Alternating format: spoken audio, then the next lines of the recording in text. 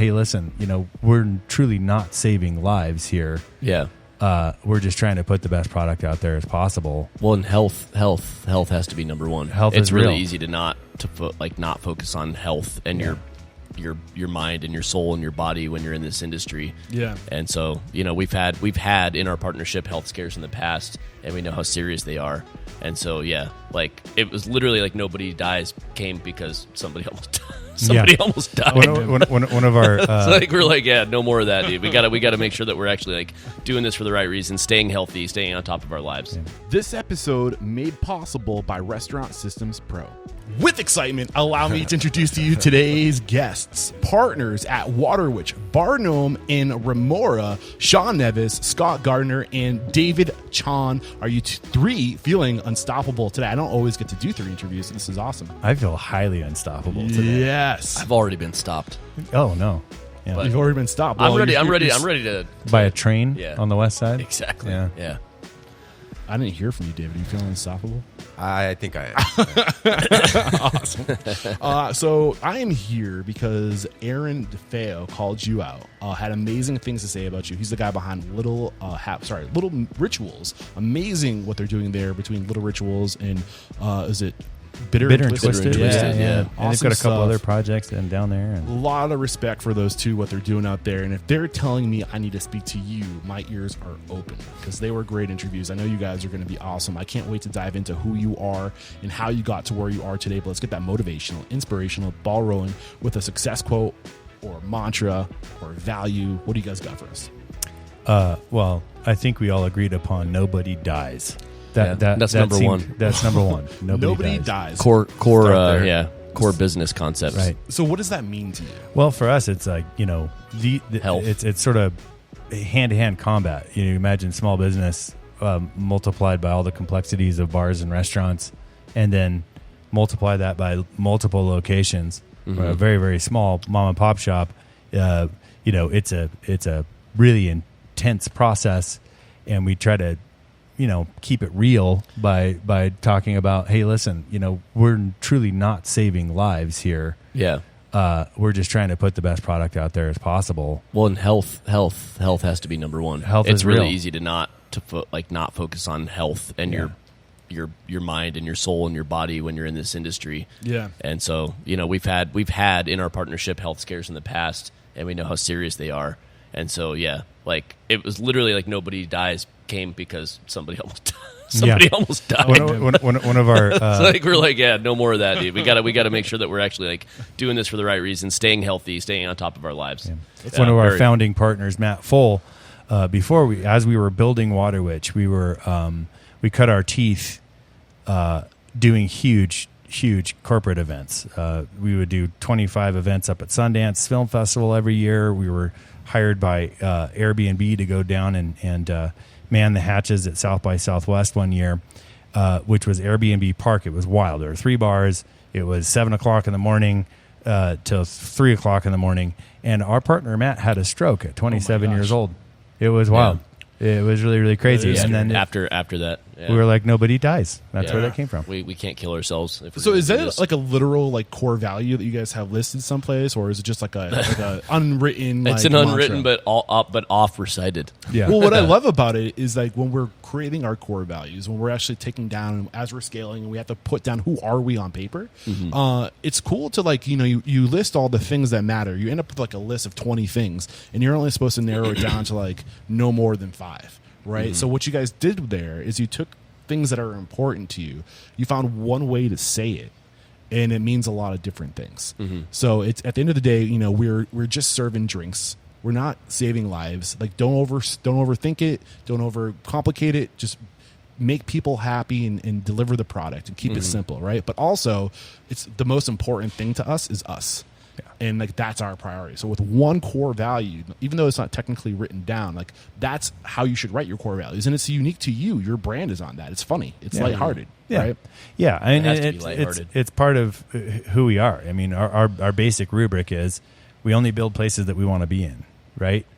And we take our jobs dead seriously, but not actually dead. Literally. Not dead. dead. Not dead. Yeah. not dead, right? Awesome way None to get this more thing dead. started. So, I mean, we have a lot to cover today. We have 3 people sitting down with me today. You all have different backstories. But before we dive into, like, you know, how you got to where you are today, let's paint that picture of what today looks like. What does your portfolio look like?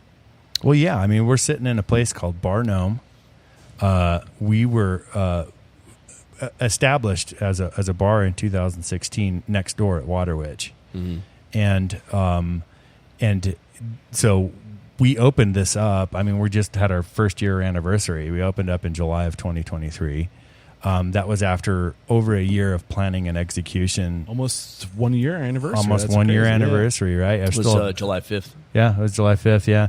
We, you know, it's still a baby in our establishment, but really, really excited about the opportunity to be able to work with this guy to my right, David Chon. He had actually opened up a restaurant called Nohm in December of 2019 in this space. And then the news happened, right? It was like within 90 days, the whole universe gets shut down. None of us know if we're going to be operating at all or even be alive. And it goes back to nobody dies, right? And so we had started working with David as his neighbor, and immediately saw the amount of passion that he brought to the table in his universe. And you know, David's actually his heritage is South Korean, and we loved eating his food. We started working with him, and you know, we would do daily lunch specials. He was making the bone broth for our witch dip, which is the legendary cheese. I'm still trying to get that thing back on the menu, man. I'm still trying to get that thing going. We'd literally have a full staff walkout if that came back. Yeah, exactly. So in 2022, you know, obviously opening is not a smooth process. You can imagine, you know, betting your life savings on a location, and then opening the doors. There's no labor, and especially in kitchens. Kitchens are very, very difficult. And so we started poking and prodding David, just like poking him and just saying, hey, you know, it's just an idea. Like, what if we just like join forces? Yeah, you can say no, just, but you know, what if we joined Wouldn't it be forces cool? and did a thing? We really like you. Yeah, yeah. wouldn't it be cool? He was like, I don't know, but you guys are crazy. And so eventually, we came to an agreement to sort of join forces and rebrand it and combine our spaces. We have a portal between the spaces now, right, where you can walk through. It's a big, heavy wooden door that slides open when our hours are coincidental, and 2 very, very different concepts, but with the same sort of spiritual center. Is that too cheesy to say? No. Right? I think that sounds cool. So we started design on that in early 2022. It was like pretty much an 18-month process to get through what we wanted to do. It was a pretty sparse design in here. Yeah. We're going to get into the details, so Yeah. I'm going to pause you right Pause there. it. And then it. you have a third concept on the way. Yeah, we do. So we bought an old dive bar up in Sugar House, which is sort of like the second downtown in Salt Lake City. It's eastern part of town. Okay. Huge amount of residential density and development happening up there, but it's a dumpy old bar building that those are going away. They're going the way of the dodo, right? Okay. And they're all being turned into flesh-toned apartments, right? And so we really have always loved the idea of getting an old building that has its own spirit. It's built in 1947, and it for some reason never got knocked over. And it was called the Campfire Lounge.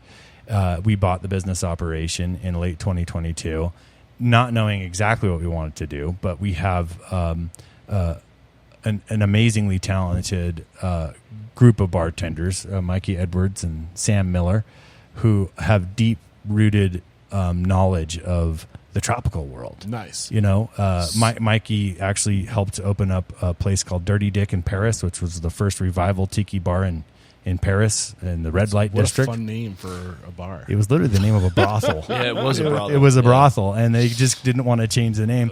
He opened that up 10 years ago. Sam was a huge part of Future Bar's operations in San Francisco. He worked at Bourbon and Branch and a couple other places, but he helped open up Zombie Village and Pagan Idol out there. All right. So Yeah, they all his came home, and we manager, said we Pagan found Idol. a bar for you. So you're creating an opportunity for your team. Yeah, Yeah, I pretty love much. that, and Pretty that's a huge value of mine. I think one of the biggest lessons I've learned that it's not about me. It's about everybody else, right? So we're going to get into the details of all this stuff, but that's where you are today. Yeah.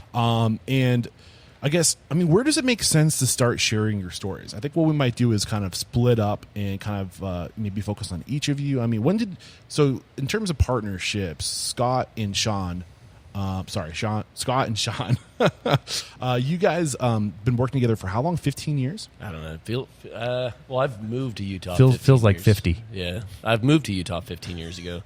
So at least probably like 12. Yeah, 12, What do you think? 13 years. 12, 13? We started talking about opening a bar together in like 2012. And then Yeah. David, how long have you been working in restaurants? Working at restaurants. Yeah, like how long have you been in the business? You know, I guess I started, the first time I got into the kitchen was, I was 18, probably 18? 17, 18. Yeah, and if you guys listen to the show, you would know that I work very chronologically. That's how my mind like keeps things straight. So in terms of like age, you're 32? 37. 37, sorry. So you've been in the industry for almost 20 years. Pretty much. 20 yeah. years. Sean, you're 47? I'm 47, the old guy. Old guy in that room. You look Yeah. great for 47. Yeah, hey, thanks, man. Yeah. I appreciate it. So how long have you been working in the industry? Well, my first job in the industry was as a salad cook and then a busser at a Red Lobster, and that must have been The Redster. the Redster, as they say. I was 18 years old, so Okay. it's been And that's almost 30 all years. restaurant since. Restaurants and bars. Okay, Yep. cool. And then Scott. Yeah, I don't know. There's a lot of stuff like when I was a kid that I don't really count. You know, my first job was working at a pizza place in Albuquerque, New Mexico. It's like the restaurant that everybody from Albuquerque starts at. It's called Dion's. Okay. But yeah, you know, I spent time did the Dion's thing. I did Applebee's. You know, like I did all the stuff like when I was young. But I don't know. In earnest, probably 21 and on. So Okay, like cool. like actually, like And you're 42 years old. I 40. feel like 40. 40, yeah. 40, sorry. I don't know where I got the 2. I wanted to say you were 32. You want to I say don't know. 2 so bad, dude. I know. Yeah, He's I know. 42 on the inside. Yeah, I have. Yeah, well, I've been telling people I was 40 since I was 38, so So, I mean, it's just easier. there's a lot to cover. I feel like, you know, because we can't go deep into all of your past like lives and what you were doing before, like in chronological order, starting with Sean, because I feel like you've been in it the longest, right? Where did you grow the most? Like, when did you look at, like, was there a point where you're like, I want to be a restaurant owner and I'm going to start living intentionally to make that happen? Well, Or a bar owner? You know, I was really passionate jumping off. You know, I come from a family that has a deep background in like corporate restaurants, right? One of my brothers, Dave, was the food and beverage director for Intercontinental Hotel Group, IHG, which is, he had like 3,700 locations or something like that. One of my other brothers opened up a number of different concepts over the years. And so I sort of jumped in because that's what we did, you know? And Where I was this? So I grew up in Provo, Okay. a real rough town you're the south kind of of a here. local. East Provo. Yeah, he's the a local boy. mean streets of East Provo, where Yeah. BYU is. Yeah, the meanest around. Yeah, so I would say that the moment was I'd sort of burn out on the industry in like 2005, 2006. I was like, I'm going to go do other things. And then I got into real estate. And then the market collapsed in 2008. Great timing. Yeah, it was awesome. And I walked out of a big commercial building I had listed after the collapse, literally. Walked out in a suit, saw a sign on a place called The Wild Grape, which is no longer with us, RIP, R-I-P. And walked right over. They said, now hiring. And I said, hey, I'm ready to go. I have no income. Let's go. And I took over the bar program there. Over that like couple year period, I was like, you know, it was right when people stared making real drinks, Right. you know, again, The craft the cocktail cocktail really started revival. to That's how emerge. we met each other. Okay. He was running various bar programs, and it was very, very new at that point, you know. Yeah. And so at that point, I was just like, you know, I love this. It's a sickness, and you can't get away from it in a lot of ways. But also, I love the process of what we do. You know, we get our creative rocks off, and we have to figure out a lot of things, and I love eating and drinking. So let's make this a lifestyle. Yeah. Yeah. I mean, it can be a lifestyle. It can be a career. And for the longest time, I think that it was kind of a place you go when you're trying to figure it out, right? Yeah. But I think we can change that. And that's what I'm trying to do with this podcast. And anyway, so you see, like, I really do love this. I get to, flex my creative muscle. I get to try to solve problems all day. Every day is a new day. It's a new challenge. And that really appealed to you. Would you say that that's what it is in a nutshell, like why you love this industry? Yeah, and also I would say as well, I mean, I look at it almost in a workmanlike way as well, is that it is a path, whether it's in the kitchen, if you want to be a bartender, if you want to be a somm, whatever it is, it's a path that you can identify no matter what your background is. And it has low barrier to entry, right? High barrier to vertical movement, right? So Right. It has a way of it changes people's lives.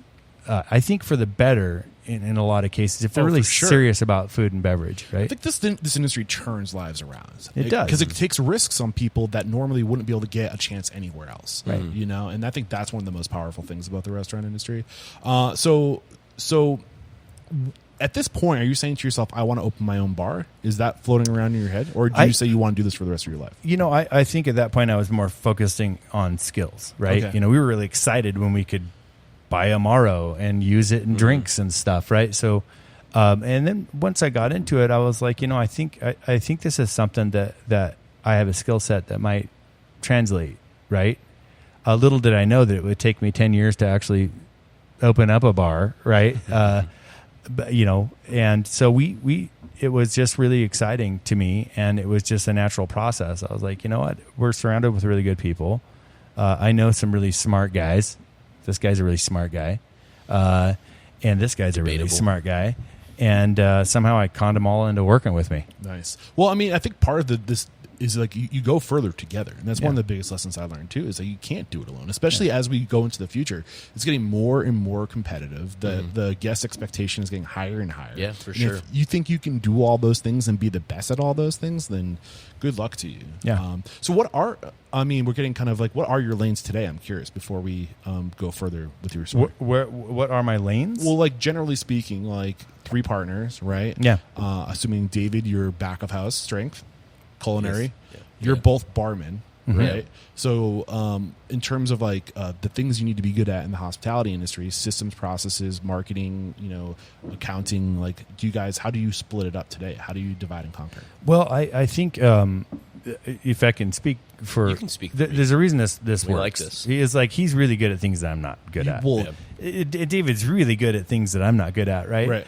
And so I would say probably to define my role within the group is identifying opportunities, figuring out where the money comes from, figuring out what is our creative center, and then how do we create spaces that speak that language. So, right? okay, got it. And Scott, along that same vein, what would you say if you had to answer that question? I've been more kind of on just like the creative side, like helping lead, like bar creative, specifically spirits education, but also just sort of like cultivating like welcoming environments, like creating. I hate, like, to an extent, I hate the word vibe because I feel like it's so overused. But like when you go into a place and you feel comfortable immediately when you walk in, it's not by mistake. It's the culture. You have to create that. You have to create culture. You have to create, spaces that have a sense of belonging, and you have to create spaces that people want to be in. And it's anytime you go into a place that's amazing, somebody did that, right? Because you've also gone into so many places. You walk in, you're like, it feels cold, it feels sterile, right? Like nobody's that looking light at is me. out. Did I don't anybody know how to dust engage this? with the space right now. You walk in, you're just like, how do I approach the bar? What do I do? Do I take a seat? Do I go up to the bar? Where am I at right now? Yeah. So there is a lot of time. There's a lot of thought process that goes into kind of creating space, creating environments, creating culture, and but like realistically, like my biggest background and the way that we got involved in the first place is I really enjoy like the creative elements of bartending. I worked the cocktail game really, really hard right off the bat, and that's kind of how I made like my name. I did a lot of competitive bartending early on. All right. Which is something that we push our staff to do. Cool. I'm too old to do it now. I don't do that. I don't do it anymore. Who's the old guy in the lineup? So, yeah. Well, I mean, shoot. I don't even know what I'm doing anymore behind a bar, let's be honest. And David, the staff's always just like, get out of here. So I'm like, along that vein, David, culinary, but beyond that, what would you say you bring to the table? I guess my first thing would be attention to detail. Okay. That's what I care the most. That I think sometimes people miss. So yeah, like I'm glad you mentioned that. Like this as culinary Yeah. aspect of it. Okay. So if I'm picking this up, it sounds like if I'm referencing the E-Myth, right? They talk about you need you're three types of people. I think they talk about you're either an entrepreneur, you're a technician, or you're a manager. And it sounds like, Sean, you're more like the opportunity, looking out, big picture, like where can we go, looking at the market, raising the money. That's like an entrepreneur in my mind, like more visionary, where you're surrounding yourself with technicians, people who are good at the attention to detail, the operations, the actual, not to say that you're not a good craft bartender, but it sounds like you're surrounding yourself with people who are who have that entrepreneurial bug, but are strong with the attention to detail and the technical skill to be the best. Yeah, and the vision, really. You know, ultimately, we can say this about Water Witch, right? I basically went to our former partner, Matt Full, who's also back in the fold, and he helps us a lot with our back end stuff, and Scott. So your original partner, Matt, what was his last name? Fold. Yeah, Fold. So he started as a partner and he backed out? PFOHL. Not in a bad way. Yeah, he had other opportunities he was pursuing. He now owns a taco shop downtown called Taco Taco. Oh, cool. And also was involved in the tech world, was doing a lot of accounting So stuff. he's more operations. Yeah, operations side. Yeah. We actually work tightly together, make sure our books work. Yeah. So he still works. So he's not a partner anymore, but he still helps you guys. Like, do you contract him out as a consultant or something? Yeah. He comes in and he's helping us basically build our director of operations role. Okay. Because, I mean, we're now big enough where you went from 11 employees to 52 employees in less than a year, right? Mm-hmm. We're big enough now to where you have to create, and I hate to use the word, you have to create a corporate backbone. And so you're not rebuilding the wheel every single project. Well, what is corporate to you? What does that mean to you? Well, in my mind, it's just you have multiple locations. Right. Yeah. Really? And you have to have a structure that can kind of like be repeatable and govern everything. Right. And make sure that it's like there's organization. Otherwise, like chaos ensues, and that's not really. Yeah, we all cut our teeth in corporate operations, right? You know, it's Yeah. like they have their pluses and their minuses. Lots of minuses, as it turns out. One of the pluses is they have cleaning regimes. Yeah, they get shit done. HR, they have a thing called HR, right? You know, and they can deal with the mountains of paperwork that it takes to run a business. Yeah, and that's really like at the core, I think, of what I'm trying to do here at Restaurant Stoppable is to bridge that gap between the big corporate organizations and the smaller independent, so we can find a sweet spot in the middle where people are still people, but you're scaling in a way that doesn't lose the soul, the vibe. Sorry, I had to say it. Yo. Yeah. Watch your mouth. Yeah. So okay, back to your come up, Sean, and I think I said Neves. Or Neves in the beginning. Neves, yeah. Oh, The way I like to say it is that it's the number 7 spelled backwards and pronounced backwards. Yeah, also Neves. pronounced backwards. Neves. Yeah. It's like I you're just wanted talking to make backwards. sure. I think I said Neves in the intro. Was it Neves? You did. Did I screw it up? You Okay, said cool, Neves. Cool. I'm horrible with introductions, by the way. It's the worst. So you tell me when you started thinking to yourself, okay, like I want to open a bar. When did that come into your head? It was sort of with the fly trap that I used to trap Matt and Scott. It was hey, listen, I think we're onto something. We had one cocktail bar in town, a Revival cocktail bar, an awesome place called Bar X downtown, still there. Yeah.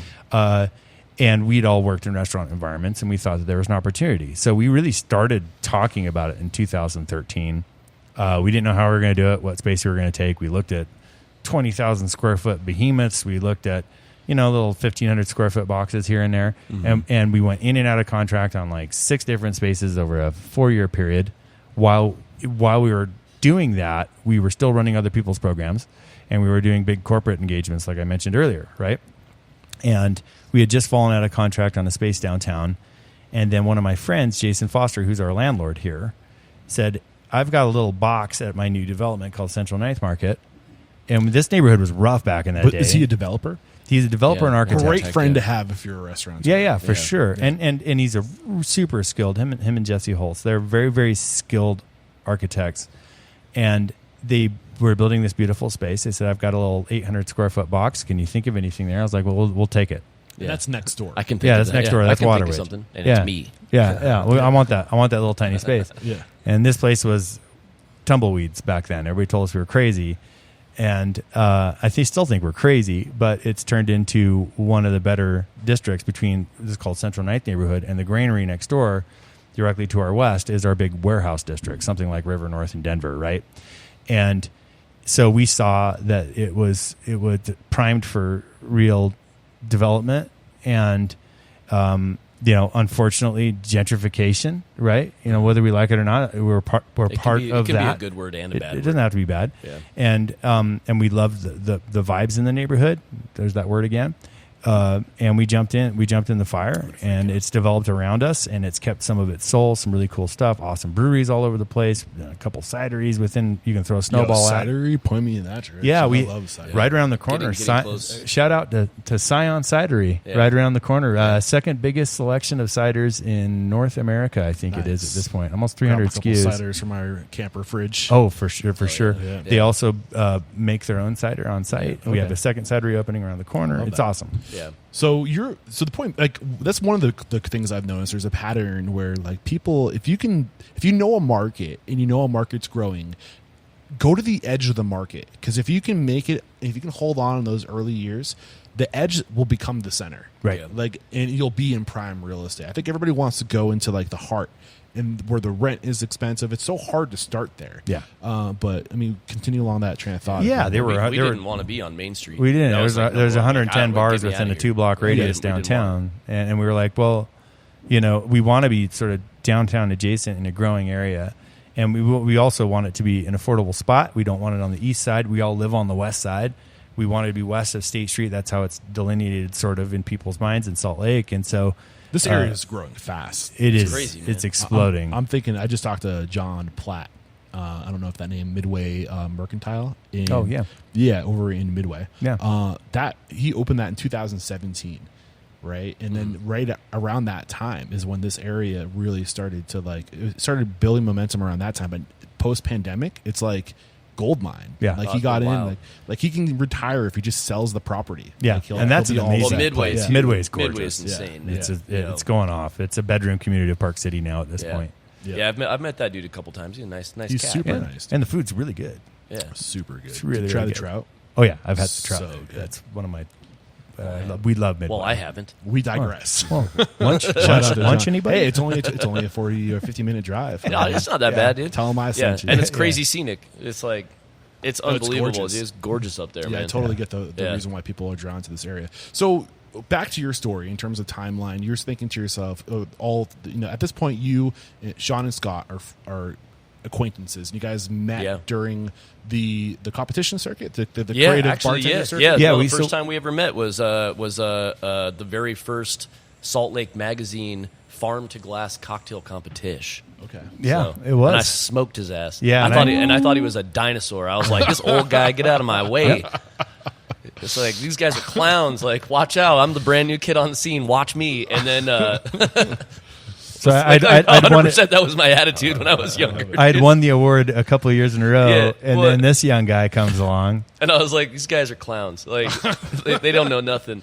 And like an actual adult and a mature adult and a gentleman, I ended up winning a little bit after that competition. I won best bartender from Salt Lake Magazine publication. So is this 2010, 2011, 2012? It had Like been 11. Yeah. I think it was 11. Okay, yeah. sorry. And then Continue train of thought. I won that award, and he'd won it the previous year. Okay. And like an actual adult and a gentleman, he hit me up. We had exchanged numbers at this competition, awesome. and he was like, "Hey, man, it's like, let me take you out for a drink. Do a little, maybe like a kind of a pass the torch sort of a thing." Like, I was like, "Yeah, that sounds cool." And he took me out. We actually went to Bar X. We went to Bar X, yeah. And he called out Two a bartenders really nice, walk into a bar. yeah, he called out a really nice bourbon. We sat down, we sipped it, and then he started talking to me about the distiller and the history and the this and the that. And I'm sitting there, I was like, I don't know anything that you're talking about right now. Also, it was imagine being the bartender at it was Bar a X watching you two walk in. Oh, shit. Well, at that point, we were nothing. Yeah, we're nobodies. You We're know, just actually, running drink I programs. worked at Bar X in its earliest We're years. still nobodies. Just- And Rich and Duncan, man, they were the first people that really kind of drew a line in the sand in the city and was like, this is what cocktails are. And Is that Bar X? Deal with Yeah, it. Bar X. Gotcha. yeah, it's But awesome. but no, yeah, that was I remember knew so much about like just the back end, the history, and the distilleries and the people involved, and like the mash bills and all this stuff. And like that wasn't important to me when I very first started. You know, like many of us, especially when you started like long enough ago. I mean, there weren't a lot of mentors to teach you how to do it. You just had to figure it out. You had to read all the books. You had to like watch a lot of videos on YouTube. Like everything you were doing, like how do I do it? There weren't a lot of people at that time to go to. It wasn't. No. It kind of the craft bartender kind of disappeared in it like was the 20th century. Yeah, well, I mean, it was like you were either in like SF, New York, or LA, and if you weren't doing it. Yeah. But anyways, yeah, that's the moment I kind of realized. I was like, all right, slow your roll, pal. Like you've got a lot to learn, and you can learn a lot. Like you got to stop thinking that you're slick, and you need to actually open yourself up to like learn. So at this point, when you're kicking Sean's ass, before that, were you like, I want to open a bar, or were you just like a totally lost in like the creative outlet? I had started managing in bars and restaurants, and I really, really enjoyed it. And I think that I did have this vision of myself being like the old man wearing like the sleeve garters, polishing the glass. Like I had that kind of like romanticized like vision of myself in the future. The further I got into kind of like bars and restaurants, and when it's the only thing you've ever done as an adult, you start kind of thinking like, all right, this is like the only skill I have at this point. Got it. And so it's like in the bar world, you either then start to open something or you go into the brand side. And I didn't really want to do the brand side. I almost did though. Sean had to talk me out of it. But yeah, no, I think that like I sort of kind of knew that was my trajectory. I think it made sense to me. I think it was something, I've always valued this industry. It's always been a kind of a second family to me. It made me feel at home. It made me feel like I had community. And that was like when I first moved to Salt Lake, I didn't know anybody. I didn't like move up here. I kind of did it on a whim. And you're from New Mexico, right? Yeah, That's yeah. Right, Albuquerque. But yeah, I just like came up here on a whim. I just wanted a change of place, change of space, like change of mentality. Got it. Let's pause it there. Did I cut you short? I don't know. Okay. So I haven't forgotten about you, David. So the year now on the timeline is 2011. You're 37 years old. So this is going back 2011, 16 years ago? 13 years? 13 years? 13 years ago. So you're a young man in your early 20s at this point, right? You've been working in the industry for 4 or 5 years. 2011. Sorry, I'm trying to think what I was doing it's all in good. 2011. So it was 13 years ago. Yeah. I was 20. 37 minus 13 equals 24. Okay. You're 24 years old. You've been working in the industry for 6 years. So I gotta start. I answered your question in a very simple way, but I got into this industry when I was like 17 years old or so, but I wasn't really. I loved making money. I loved working hard, but I wasn't really into the industry because I was going to school. So I'm picking up on an accent. Yeah. When did you come to America? 2001. 2001. Yeah. Okay. 2001, 23 years ago. You're young. You're like in your teens. I was 16 or 16 years old. Yeah. Did you come with family? Yeah. Okay. Yeah. What up, Unstoppable restaurant owners and operators? We have to interrupt today's video to let you know that Restaurant Unstoppable and Restaurant Systems Pro, we're taking our relationship to the next level. Beginning in July of 2024, Fred Langley, CEO of Restaurant Systems Pro, is making himself available once a week in Restaurant Unstoppable Network to answer all of your restaurant systems questions, whether it's the profit margins. He will look at your P&L. Bring your P&L. He will take a look at that. He will dissect it. He will help you find your profit, whether that be through budgeting, inventory management, costing recipe cards, labor, checklists, you name it. He is a master on restaurant systems, and he's making himself available to you. Fred Langley and Restaurant Systems Pro started as a consulting firm, and for over 16 years, they've been helping their clients increase their profit by 10% or more. What are you waiting for? Click the link below to join our Facebook group, Restaurant Unstoppable Network. Yeah, so in my, so I came here with my whole family, mostly my parenting decision. My dad was a professor. He had a sabbatical year I guess that he had there was a professor he wanted to work with at What the U. was he teaching? Health psychology. Okay. Yeah. Cool. So he comes here for an opportunity, brings a family. You got It was safe, cheap 16 years back old. then. Were you Yeah. psyched to come here? Did you come straight to Salt Lake, or were you somewhere else first? Yeah, straight to Salt Lake. I was definitely excited because, especially back in the days, although it's kind of the same story still, in South Korea, it's very one-dimensional. When you're in school, you just have to study very hard, try to get to the top percentile to make to the top schools, to even just have a okay life. Right. So, I mean, I was doing okay, but to me, just this opportunity to come over here and try something different was very exciting. Did you know what you wanted to do when you were younger? Like, was it work in kitchens? Absolutely not. Yeah, didn't even think about that. But I was like, as any other like chefs or like people who cooks. I grew up eating a lot of good food. Right. I was kind of picky about them. So when you're 18 years old, 16, 18, you started working restaurants. You said you're 18 years old, 2 years after you got here. Yeah. 6 years later, 24 is where we are on the timeline, 2011. Yeah. What kind of what did your work look like from that period? So I think I was still here, but so what happened? It's funny that Sean mentioned that it took about 10 years for him to open his bar, because it kind of took about 10 years for me to open my restaurant, the Nohm, Old Nohm. Okay. Because when I was 22, that's when I decided that this was going to be my passion. So 2009. I think so, yeah. Yeah, You're better at math than I am. I'm actually horrible at math, but like it's like the one thing in every story there's a timeline. Yeah. So it's the one thing I can use to keep things straight. Yeah. So in 2009, you're 22 years old. You're like, I wanna work in the industry. Yes. Was the dream to open your own restaurant? Yes, that was my main How goal. many restaurants had you worked in up to this point? You know, like including all my friends' restaurants that I briefly helped out with, and all the small restaurants. Because from that point and now to the point when I opened the restaurant, I kind of went back and forth. I went back to like Korea a couple of times, 2 or 3 times, and lived there for like half a year or so. Okay. Came back. I went to Japan for like a year.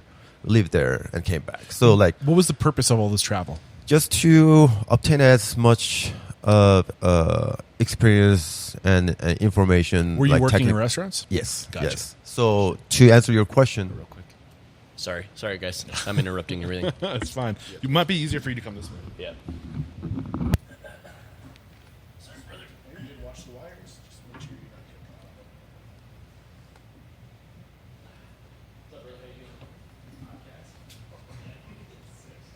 Where did I put the end of this? There it is, right there. Sorry about that. Sorry about that, David. Keep going. yeah. So I never got to count them, but it could be like 40, 50. But like the duration of working at one particular place is like sometimes it could be like Right. a month or very short, sometimes longer. So are you thinking you're going to open restaurants, or are you just thinking you're going to work in restaurants at this point? No, I wanted to open up a restaurant. So when you were working, were you learning about the food, or were you learning about the business of Everything. restaurants? I always stayed on the owner's mind. That's why like I had a pretty good relationship with all the previous bosses. And then I just try to like as I was working hard for them, I always try to pick up good habits, good insights, and then I've done it all too. Yeah. Like I've served, just so I can open up my Right. place and be able to do everything. And I'll yeah. say the way that you did it, the way David did it, is the right way. If you're a young person and you're passionate about this industry, go travel. Go get perspective. Go work for different people. Give them time. Don't just jump around job hop. But like, go get that perspective and make it known that you want to open a restaurant, and go into it with that intentionality. And you'll be surprised at the people that will support you, will give you the advice, will give you more opportunity than other people, because they know they wish they had that opportunity where they were getting started. But I just think that's just the way to do it. Exactly. 100%. And it helped a lot. Yes. Awesome. So in 2011, how close do you think you were to opening your restaurant? Not at all. I was busy. I think when I was 24, I think I was still in school anyways. I think I was wrapping up my university. Because the funny thing is, when I decided that I wanted to open up a restaurant when I was 22, I wanted to drop out so I can start saving money for my restaurant. Well, yeah, I don't think it makes sense to go to school to open a restaurant. Exactly. But then, coming from What'd this your parents think Asian of that? culture, Yeah. they didn't like it. My grandparents didn't like it. So the only favor they asked me was like, at least graduate. Then least you can do graduate. whatever you want. And what were you actually? Want to pause real quick? We're going to let Scott back. Sorry for that, guys. I forgot I committed to help that dude out yesterday. We are flexible. Restaurant podcasts are like restaurants. Right. Chaos. We adapt. Pure chaos. Plugs back in. So, Dave, you said that to your grandparents, okay, I will graduate. What were you studying? I started as with a pre-arc, but then I was confused. I was a confused kid. That's when I kind of ended up falling in love with this industry. What did And you then, love about it? So going back to my answer, I wanted to open up a restaurant so I can be in a full control of doing all the little things like marketing, designing, The details. I wanted to be in control of my life. Beautiful space, by the way. I love the design. With this two gentlemen's help, I didn't have enough money to get to this point, but by joining force, we got to this part. I love that. I love that. We didn't either. Sean just knows how to find it. Yeah. So, I mean, it's 3 different timelines to keep track of. I mean, where does it make sense? You guys know your stories better than I do. So, take me to where we left off. You two were working together. You're talking. This is like where the partnership starts to bud. You realize, Scott, that Sean has something to offer with his experience. Yeah, dude. Can't and shake a then stick in experience. And then, Sean, are you thinking to yourself, like, what was your approach? In Scott's story, you said that you reached out to him. Yeah. Were you just trying to be buddies, or what Well, was there we intentionality had behind it? we had a pretty tight crew in Salt Lake at that point. There were only 4 or 5 players that were messing around with real cocktails, right? And in our backgrounds, we were working in very, very wine intensive restaurants. Mine was a wine bar restaurant. Yeah. Scotty was working at a place at Pago at the time. Pago that had it was one of the founding sort of elevated dining places of this new generation with our good friend Scott Evans. We shout out Scott Evans. Scott Evans, you know? That's why everyone calls me Scott G. It's because I worked for Scott E for so long. There's a So lot of I had to Scotts. throw the last initial on my name so Yeah. everyone could tell us apart. So more than anything, I wanted to learn more where these guys were coming from. Matt came from Buffalo and lived all over the world, was an actor, a troubadour, an author, just a man of many talents. And I liked being around him. I liked going to their bars and drinking their drinks. I was like, I'd never even think about doing this. I mean, they were pairing cocktails with food because we were in restaurants and we had kitchens to work with. They were taking elements from the kitchen and doing early versions of zero waste bartending. Like, hey, listen, you guys are working on this ferment. Cool, let's toss this in the drink. I was like, what the hell are you guys doing? I want to learn more. So more than anything, I was trying to steal information from them so I could make more money at my bar. Well, think about too, like the upselling opportunities there. Yeah. Like you order this food. Well, guess what? We created a cocktail exactly to pair with this meal. You know, like easy upsell, right? Yeah. And so we sort of wrapped our heads around that. At the same time, we had just started the first chapter of the United States Bartenders Guild in Utah. They tried to So you started the chapter? I was one of the founders of the Utah chapter. Nice. Yeah. And that started getting ahead of steam in 2012, 2013. And then all of a sudden that opened up the whole IBA and International Bartenders Association, all the link ups with world class. Diageo's world class, and it's focused on competitions and knowledge and learning. And so that was a really unifying thing for us. It was really, really fun to start having access. We ended up hosting one of the regional conferences in Salt Lake City in 2015 and extending that. We're talking about sharing knowledge, learning from people in Houston, in Phoenix, in Los Angeles, and in Nashville and Austin. all these amazing markets, seeing how did those markets develop, and this mishmash of ideas of, hey, we're doing this, we're doing that. That was really, really exciting to me. Yeah. And it was really more than anything. I found a couple of homies that were doing things. I liked being around them. And then at one point, I literally turned to them, and I think Scotty and I were heading down to Las Vegas for some sort of cocktail competition. Beefeater 24. Beefeater 24. And he was a judge, and I was competing. I was a judge. And I think I ended up voting against your drink. Dick. Was that payback? Little son of a gun. And so I turned to him and I was like, man, there's an opportunity. There's a demand for this stuff in Salt Lake City. Let's do this. Salt Lake deserves a real cocktail bar. Of course, we thought that, hey, yeah, we'll open a cocktail bar in a year. No. What were your biggest Dude, challenges? that's funny too, because like when we decided we were going to do it, I was like, yeah, we're going to do it, and I quit my job. Like, shit, I should never Little have lessons. done that. These are the little lessons. I was like, bro, I didn't know what was going on. I was like, oh, we're going to open a bar. Great, it's going to happen in like a couple months. Matt and Scott had both quit their jobs. Like, why did you do that? Why did you do that? What year was this conversation? So, like, when did you quit your job? 2013. 13. So 3 years before you opened your restaurant. 13. Yeah. It was actually pretty funny. That's why that was the impetus as to why we started doing big, huge cocktail events. Yeah, we needed to make huge money. corporate I tried to events. do consultation for a while, and then I realized I was like trash at like keeping my own schedule. I was like perpetually double booking things, forgetting things. My dude, I can't do this anymore, man. I took on a consultation job at a restaurant to redo their bar called Naked Fish, and I really loved the place. And literally, like the owner, Johnny Kwan, at a certain point, I was like so tired of trying to book myself. I was just like, do you want a bar manager, dude? Because, like, I'm tired. And he was like, really? I was like, yeah, I'll stay. I like it here. Yeah. Rip Naked Fish, man. R.I.P. One of the great places in Salt Lake City's history.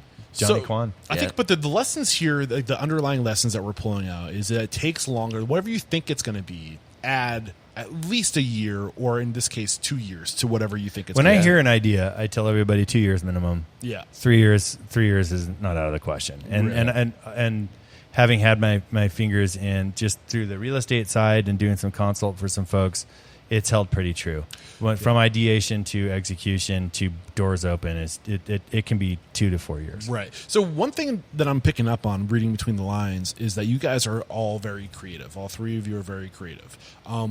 How do you do with systems, process, accounting? Huge challenge. Probably the biggest challenge that we have is scaling this beast and getting efficient with the back end. Was right? this stuff even on your radar in 2013, 2014, 2015, getting started? Because you're more interested in like the craft of like the drink, the creativity, the craftsmanship, the art, and form the of space, right? It's got to be a cool space, and that's merging those two. I think is liquid dynamite. If you can get the vibes and the space right with really, really good product, I think you stand a better chance than not. Yo, this fly is persistent. Yeah, he's just a little son of a gun. Yeah. The Fly corner. ruled them This all. corner. I've been waiting for him to land. and It's he me. was- I just flies like me. We had a tangential idea of what that all looked like. We didn't really fully grasp what it really meant. We have the fly swatter. You fly it. I've been waiting for him to land, but he's Let me doing hold it. it for over you. there. Yeah. It's my eyebrows. David, He get it. wants my eyebrows. There you go. We're armed. Sassy. We had knowledge of that. It took us a long time to figure out how to run a little tiny cocktail bar that had 10 people total involved with it.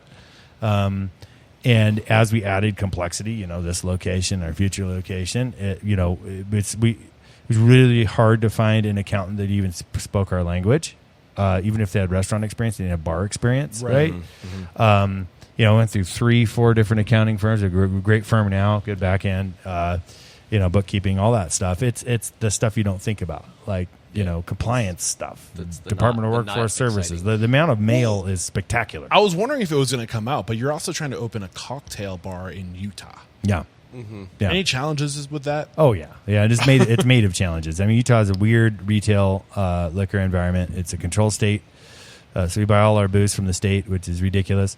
And also operationally, there's a lot of restrictions. We've gotten better and better over the years with a lot of our restrictions, but we work within a very, very strict legal framework, and it's limiting. and also very, very challenging, but we still make Probably delicious makes you drinks. better though. Well, Yeah. yeah, I mean, sometimes that breeds creativity. You know, it's just like your challenges and the strictures that you have to work within. You still have to figure out, you know, within that framework, how to create something that's compelling. And like, you're only ever going to get better if you're going out of market, you're drinking in bigger markets, you're going and trying other places, and you're always getting inspiration from like going to like, what people view as sort of like the best bars in the world. And the whole time you're drinking these things, you're like, how can I pull this off within the parameters that I am forced to work within? Right. And so, yeah, dude, it's like you kind of have to come up with a few different techniques, a few different ways, to create and like build flavor and like to build like structures of cocktails and like create something that's compelling. Most of the restrictions are around volume of alcohol, right? Not necessarily. Yeah, the and you know ingredients. what? And honestly, it's not as bad as people think. It's just like a lot of it, and like again, not to hate on any of our brothers and sisters in the bar industry in Utah, but like realistically, there's a lot of people that have no idea even what the laws truly mean that are working behind bars sometimes. And like I would be one of those people. I'm like, not good in the it's details. like everyone's like, well, I went to this bar and they could only give me the bartender said I can only give you this much. I'm like, well, I mean that might be a house rule, or maybe they just don't understand. But like, you can still make drinks here. It's just there's these very specific ways that they want you to build, and very specific ways that they want the volume of alcohol to be metered and laid out. But within that realm, there's still a lot of opportunity for creativity. Got it. Were you concerned about the market itself? Never. Okay. I never was, just because People are thirsty here, man. Salt Lake has always been a sneaky ski party town, basically, right? There's a misconception that Salt Lake is full of people of the predominant faith.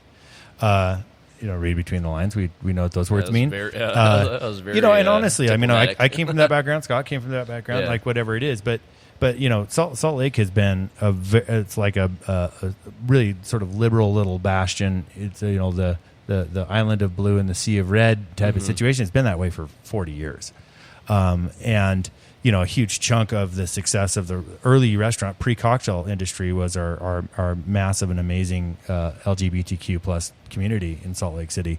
The vast majority of people of the predominant faith are now in a lot of the suburbs and stuff. So I would say there's probably less than 5% downtown. Yeah. So we knew that there was really a big that. demand for it. We knew that Salt Lake was going to explode. We had no idea that it would explode as it is now, which is wild. It's just towers going up everywhere and everything.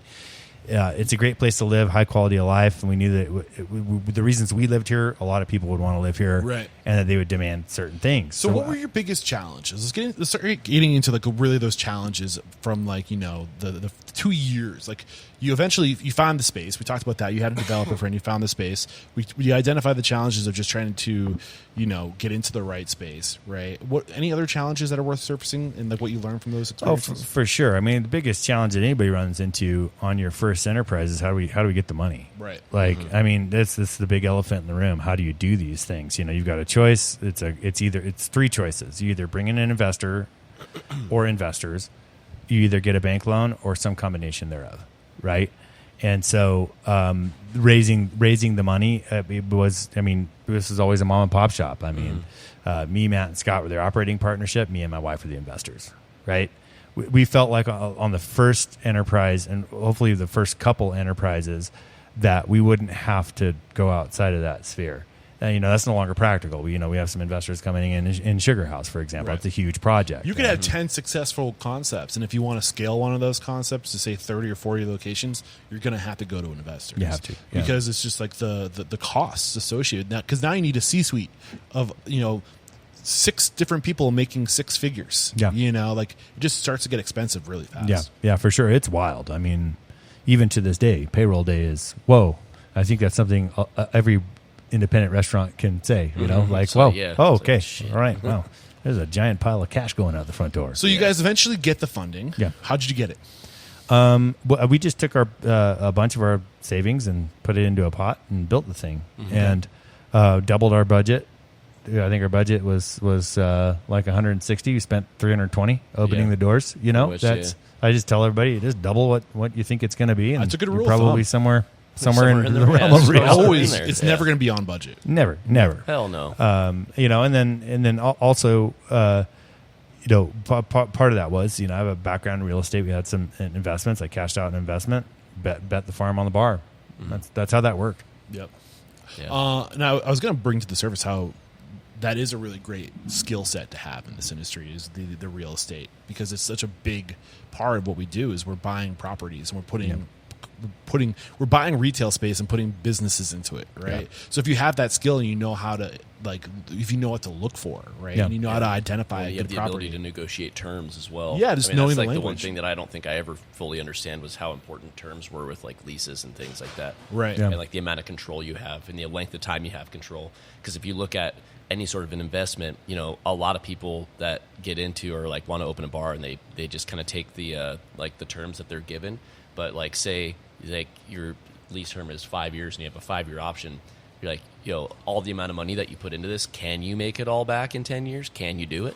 Yeah. Can you? So You might not. So it's like you kind of have to get that extra control in order to make sure that everybody's in the deal, that they feel like they're getting their money back out of it. Otherwise, like, what are you doing? Yeah. Right. It's just not worth it. Right, you have to create terms that make sense, because then you don't want to create a situation that you're going to fail and then you're wasting their time. Yeah. And for sure. So 2016, you open officially.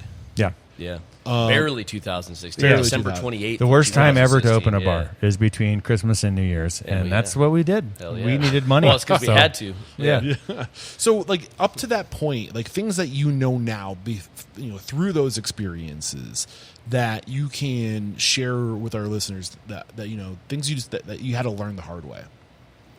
I think it's crazy to look at our experience because it straddles coronavirus, right? So, we had ideas that hey, listen, it'll take us 2 years. We have a lot of friends that have restaurants and bars all over the country, and it's like, yeah, it takes 2 years to start seeing a real live return.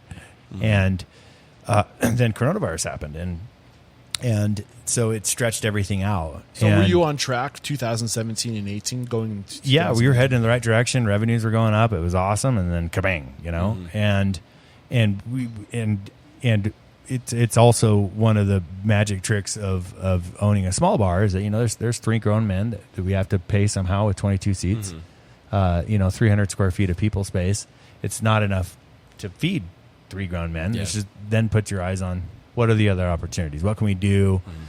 But we feel like we have more ideas. Was that on your radar when you opened in 2016 that you wouldn't have the cash flow to sustain 3 owners? I think we knew that it was small. We always knew we wanted multiple locations, different concepts. We had ideas. We're not the kind of guys that are going to open up 15 water witches. We've had the offers to do that. Yeah. It's just,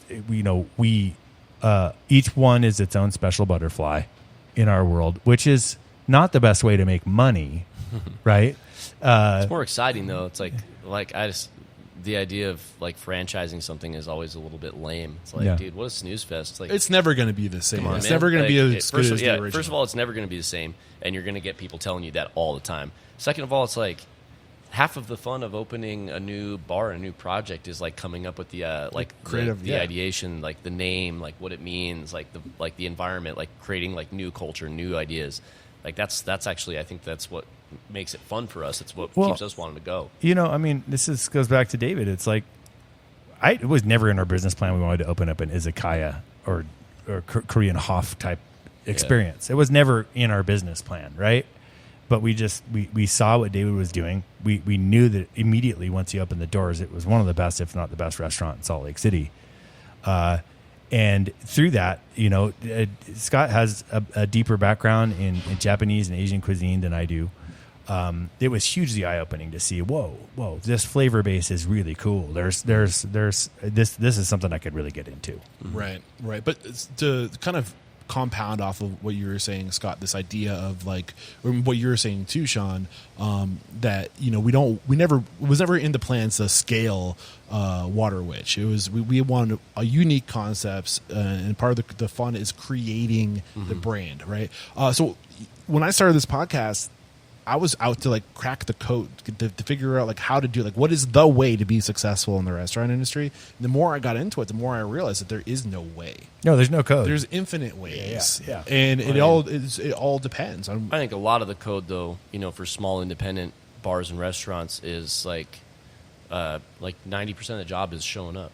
You know, like you can see a lot when people work for bar owners and restaurant owners, and they're never there. Right. You know, I mean, I think that, you know, we have a great relationship with our staff. You know, some of our staff have become some of our dearest friends, and but we show up. We're here. Yeah. You Like, know, we're always here, and because of that, like, our crew knows that we've got them. They know it. We've got their back, and I think it changes how they look at us. You know. Yeah, and I think it matters. It depends. Like, what do you want? With three very creative people, and the passion is the creative outlet, the being there, right? If you want to be the best at something, then there's a whole different approach to how you do that, right? Or if you're just trying to like feed that creative outlet, or if you're just trying to make as much money as possible, there's a different way to do that. But there is a balance that has to be met with being fiscally responsible, right? So you can be as creative AF, but if you're not getting the money, if you're not making the money to sustain the business and to give security to your team and to your partners, like how do you find that balance, I guess, is where I'm going with it. We're still figuring that out. Yeah. Right? We knew that we were on a crazy path when we decided to open up 2 bars. We actually have another project in the Horn, which is scary vibes. too. Yeah.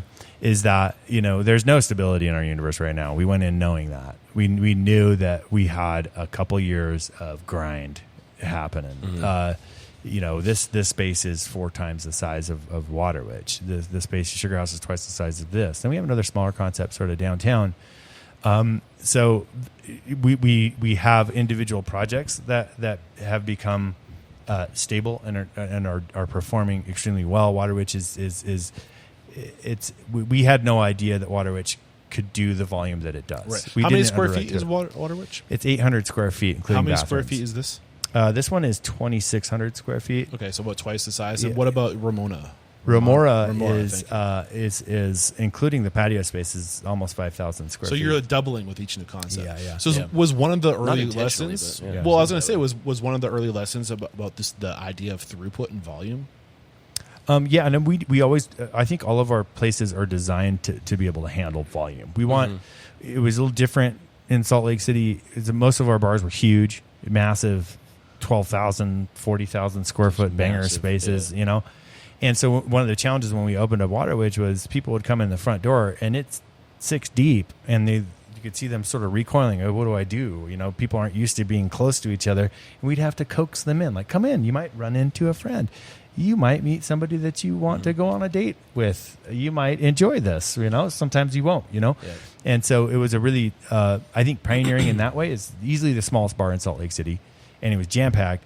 You push people in there like sardines and hope that people make friends, and it became a fun environment. And this, even with the size that we have over here at Bar Nohm, is still very, very tight. You'll see when we actually, I wish you could see it, like during the rush, it's tight. It's designed to be tight, you know. And we're not afraid of pinch points. And we've learned a lot about ergonomic design, how to move people in and out of spaces and things over the years. We're still learning those things. So I'm not sure why I went off on that tangent, but really Sounded good. Yeah, it's part of the whole package. What up, unstoppable restaurant owners and operators? We have to interrupt today's video to let you know that Restaurant Unstoppable and Restaurant Systems Pro, we're taking our relationship to the next level. Beginning in July of 2024, Fred Langley, CEO of Restaurant Systems Pro, is making himself available once a week in Restaurant Unstoppable Network to answer all of your restaurant systems questions, whether it's the profit margins. He will look at your P&L. Bring your P&L. He will take a look at that. He will dissect it. He will help you find your profit, whether that be through budgeting, inventory management, costing recipe cards, labor, checklists, you name it. He is a master of restaurant systems, and he's making himself available to you. Fred Langley and Restaurant Systems Pro started as a consulting firm, and for over 16 years, they've been helping their clients increase their profit by 10% or more. What are you waiting for? Click the link below to join our Facebook group, Restaurant Unstoppable Network.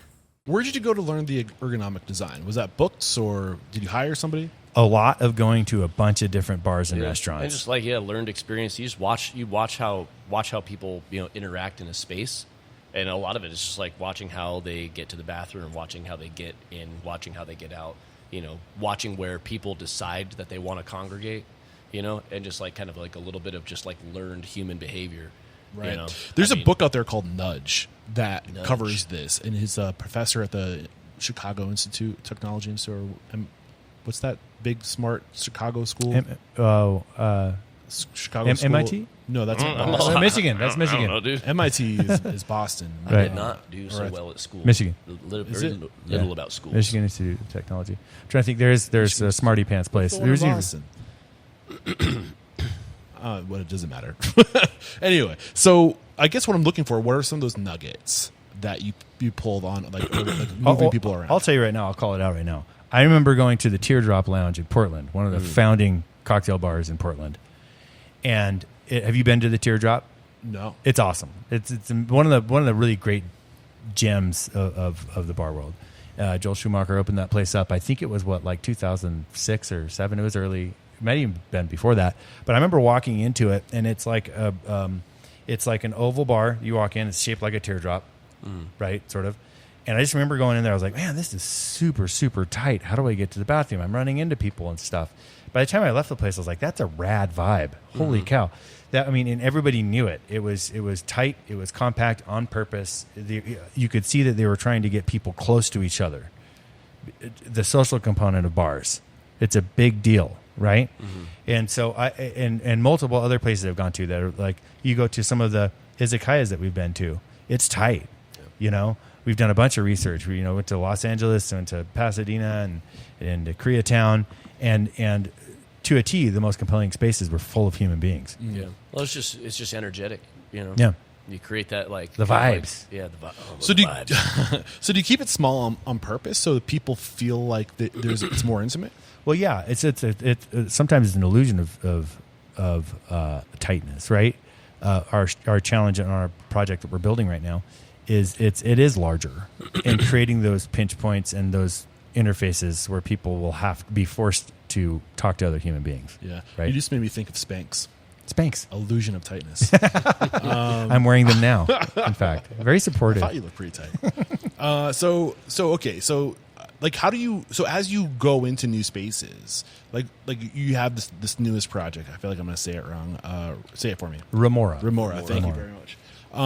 Are you going into that space with all these little gems that you picked up over the years? For sure. We're always building upon, we pretty much have our technical stuff. We know the ergonomics that we prefer. A lot of this was Scott's work, is how do you build a bar to where it's efficient and ergonomic, doesn't wear your bartenders down. The short ones are 4'10", and also the monsters that are 6'5". We know who they are. Yeah, we've got two of them. We got two big guys that are partners up there. How do you build it functionally to be able to kick out the volume that you want to kick out, right, and get ticket times as tight as you possibly can? And then we've also over the years figured out flow and throughput, like how do humans, and we've done this a lot with some of the design groups that we work with that are really smart about where to put those spots, and really ultimately it's adding more seats too, so it's adding revenue possibilities, and then dividing the spaces up to where it never feels like it's empty. Okay. It's a magic trick. Yeah.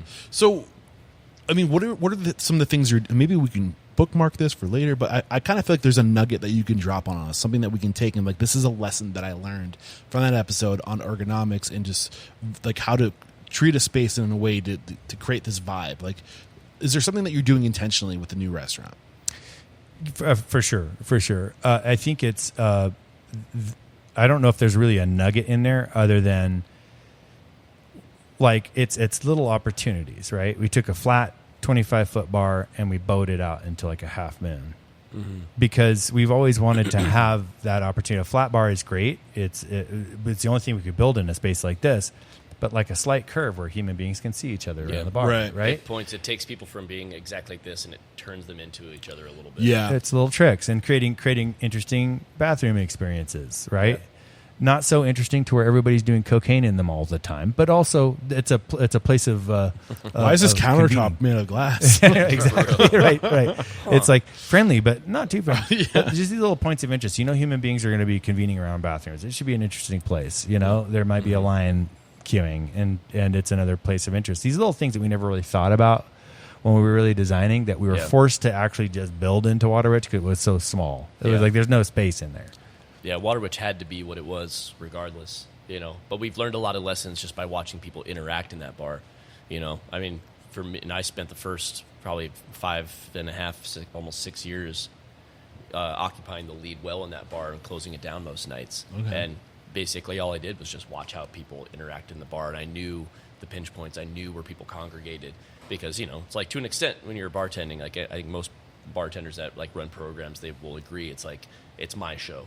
You know, Right. this is my party. You're all invited, but I'm keeping track of everybody. I look at everybody's faces. You know, I'm looking for like little cues. I'm like, do they like the drink? Do they not? Is this guy being a dick? Is this guy creeping out this girl? Like, you're always trying to keep your eye on everything while you're taking orders and you're making the drinks and you're scanning the room constantly. And you're greeting people And when they you're walk greeting in the front people, door. and you're telling them how they need to engage with Yes. the space. Because, again, like, people aren't that smart. Right? Yeah. You know, there are smart people, but as a whole, people are not smart.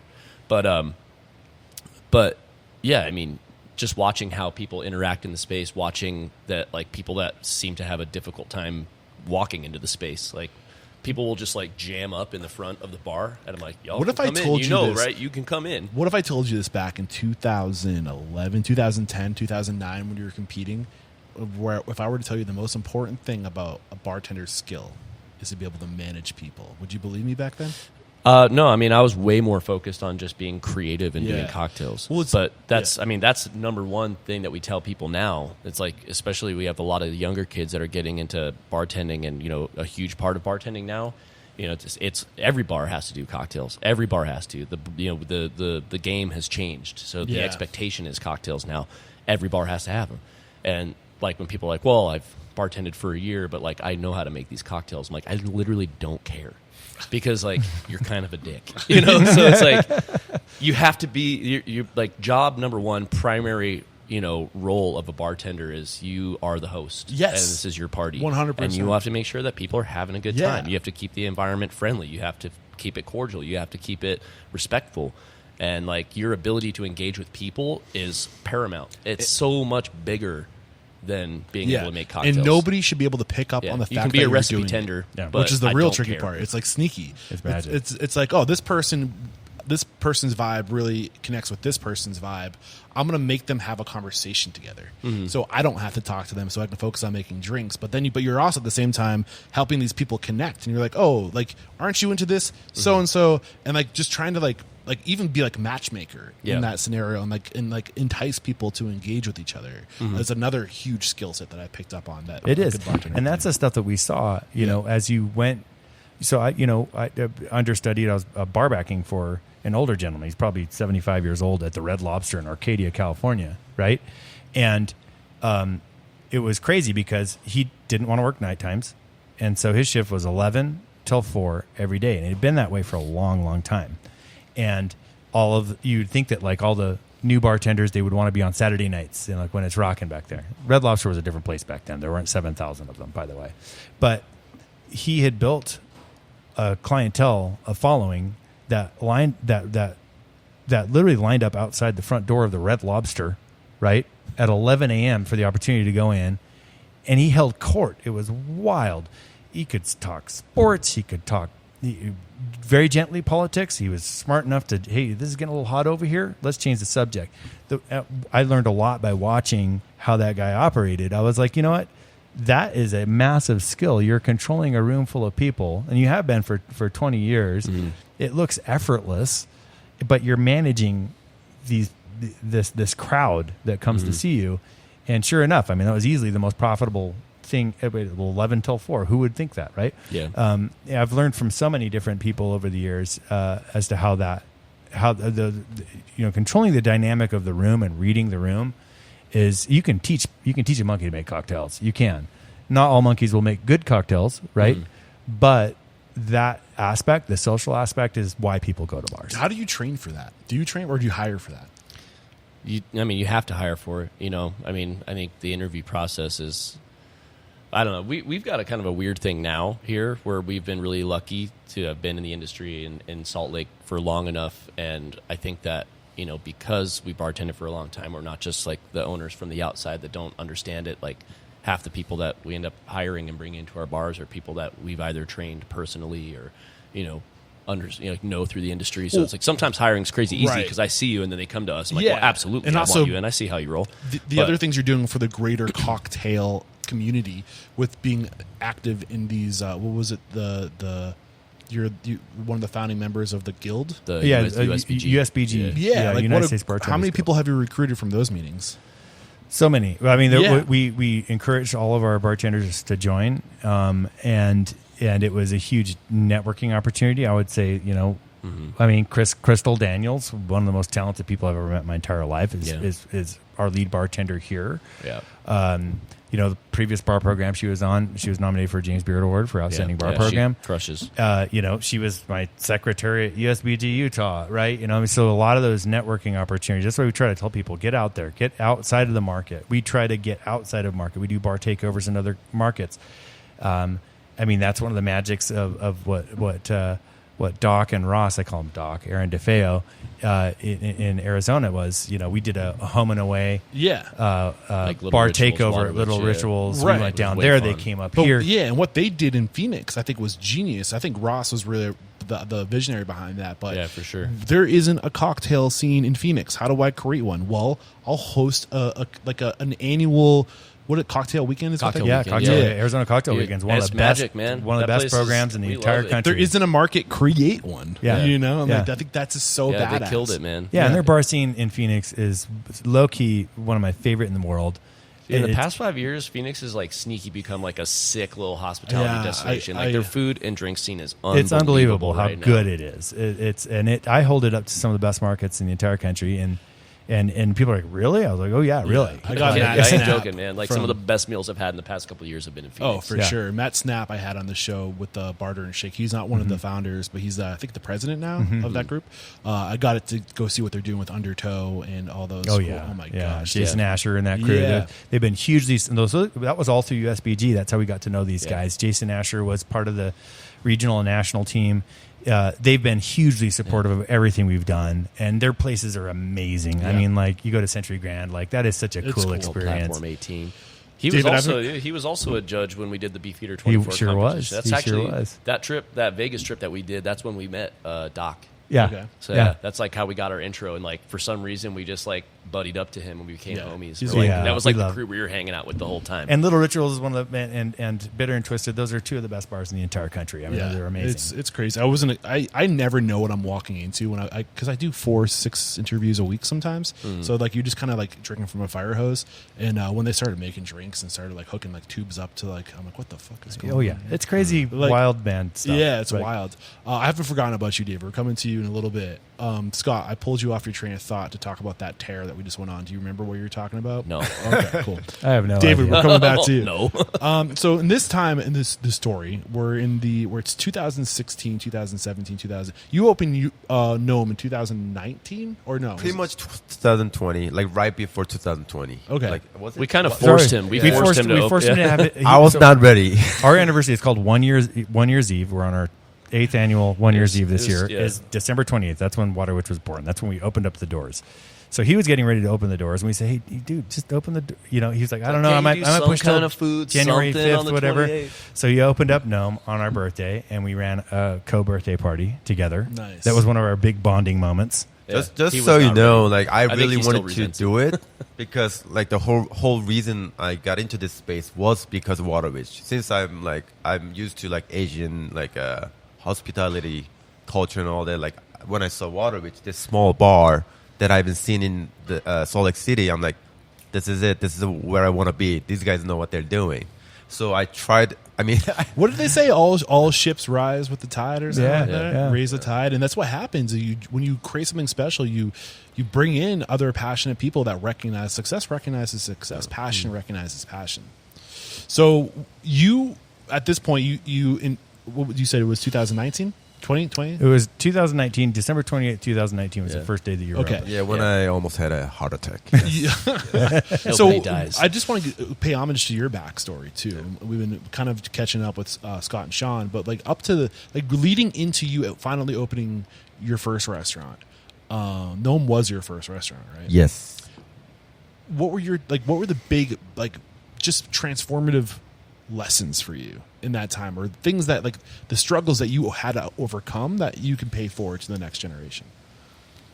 I think my struggle towards the end of the period before opening was running out of patience. I don't Running know if out of that's- patience? Because like what Sean and Scott were saying, it's like it takes a long time because like just to find the right space. This space came to me as a luck. Like How this did you come was across not, the space? the previous tenant Yeah. ran out of business, and then somehow Jason and Jesse reached out to me. Our landlords. Yeah. And then immediately, And how did they know about you?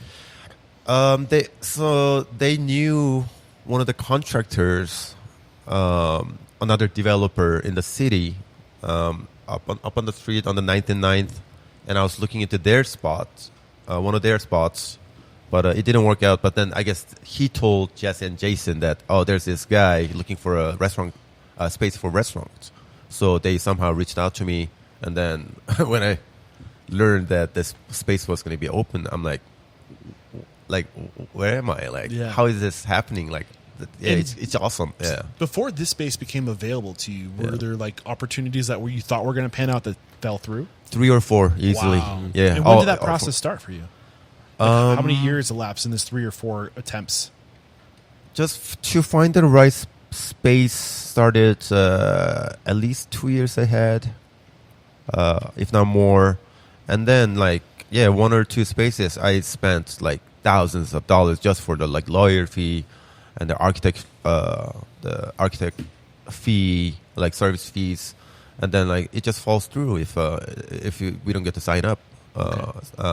Sign for it. So I feel like we haven't been giving you enough time on the mic, and I want to make sure we really understand who you are and what you're what makes you I don't know, why, what was your vision, I guess. Let's start there. Like, what were you trying to create in what matters to you in creating a restaurant? Once again, like every aspect of it, I fell in love with. And then the reason, I wouldn't say I was confident, but then I noticed that there were a lot of opportunities that I could, if I tried hard enough, that I felt like I could achieve. Even So you say you're lacking confidence? Am I hearing that? no, right? no. Like I don't want to say it, but I was kind of confident Okay. that I could achieve certain things. For example, like, as you know, like now it's gotten a lot better, but the culture, like kitchen culture in the kitchen, or just the culture in the restaurant industry itself, it's hard for the employees, like for how much money they are getting paid. So one of my primary concern or my main goals was make sure to treat the people right, make sure they get taken care of before I do. Was that something that you ran into coming up? Was that you weren't being taken care of? No, I mean I was fine. I always was. I tried hard enough that I just saw it. I just observed it. And yeah, just like there's always so much like drama wherever. A lot of restaurants I worked at. So you're 27 years old, 28 years old when you opened? 4 years? no 33. 33. 33, yeah. Wait, did you say you were 32 or 37? 37. Why do I keep on thinking Do you're you want to say 32? two so bad right now? Is anybody here 32 years old? Please. You got I think we'll find how you old's one. Ed, man? Yeah, where's Ed at? Not 32. I think he's So you're 31. Yeah. 37. Okay, so like 6 years ago is when you guys opened, or 2019, 5 years ago ish. So you're 32 years old. I mean, what were you doing? Were you the executive chef of a restaurant before opening? this? Never. Like Wow. since I wish I would have done that nowadays, because I'm more and more I do go through this job. I think I could have definitely learned a lot of technical side of things So that we- require. Go ahead. Yeah. Just by meeting a lot of really talented chefs that I've met recently, I noticed a lot of good. I started noticing that those chefs coming from The fine Like, dining or Yeah, fine dining chefs who have a background in fine dining and CDC, like executive chef, they have their own like techniques or knowledge that I could have used immediately if I had that kind of background. Right. So you were working in restaurants, though, right? Yes. Okay. Yeah. So were you a line cook? Line cook, Serving, you said you were serving, doing- okay. bussing. I've done it all. Like, but towards from the time I decided to open up a restaurant, I definitely spent most of my time in the kitchen, Okay. so I could make sure that I could produce. So, I mean, your partners here said that you're one of the best restaurants in the city. They It was for sure. they're just nice. Yeah. No was banger. Like when It's so when every good, chef in the yeah. city comes in every single night because they know that they're getting an unbelievable meal for a fantastic Yeah, price. dude. So, right, what you is know? it that you were doing that was different? Like, what was your focus? Korean food? Like, I literally. My main focus was to bring in. Nowadays, I'm expanding I'm experimenting with different flavors and different cuisines. But yes, my core concept was to bring in what's the type of like drinking food, if you know what I mean, like from like mostly predominantly from Japan and Korea. Okay. They're very. I just grew up knowing that there are a lot of tasty food that I can bring in, because like for here, like Korean food. Okay, like galbi, bibimbap. There are like maybe 5 popular items, right? Yep. But if you actually visited like Korea or Japan, they're like When are you going back, and can I come? Well, you 'Cause I gotta would love to do an ask eating Sean. show. because Yeah. we gotta all go all We're together. heading out there. We got a big Scott, research yeah. trip. All right, we'll do a podcast about it. So you're really trying to create the bar culture, the food associated with that. And when you opened this, were you were your own standalone, right? You didn't have Scott and Sean there making your drinks. You were doing everything from the drinks to the food.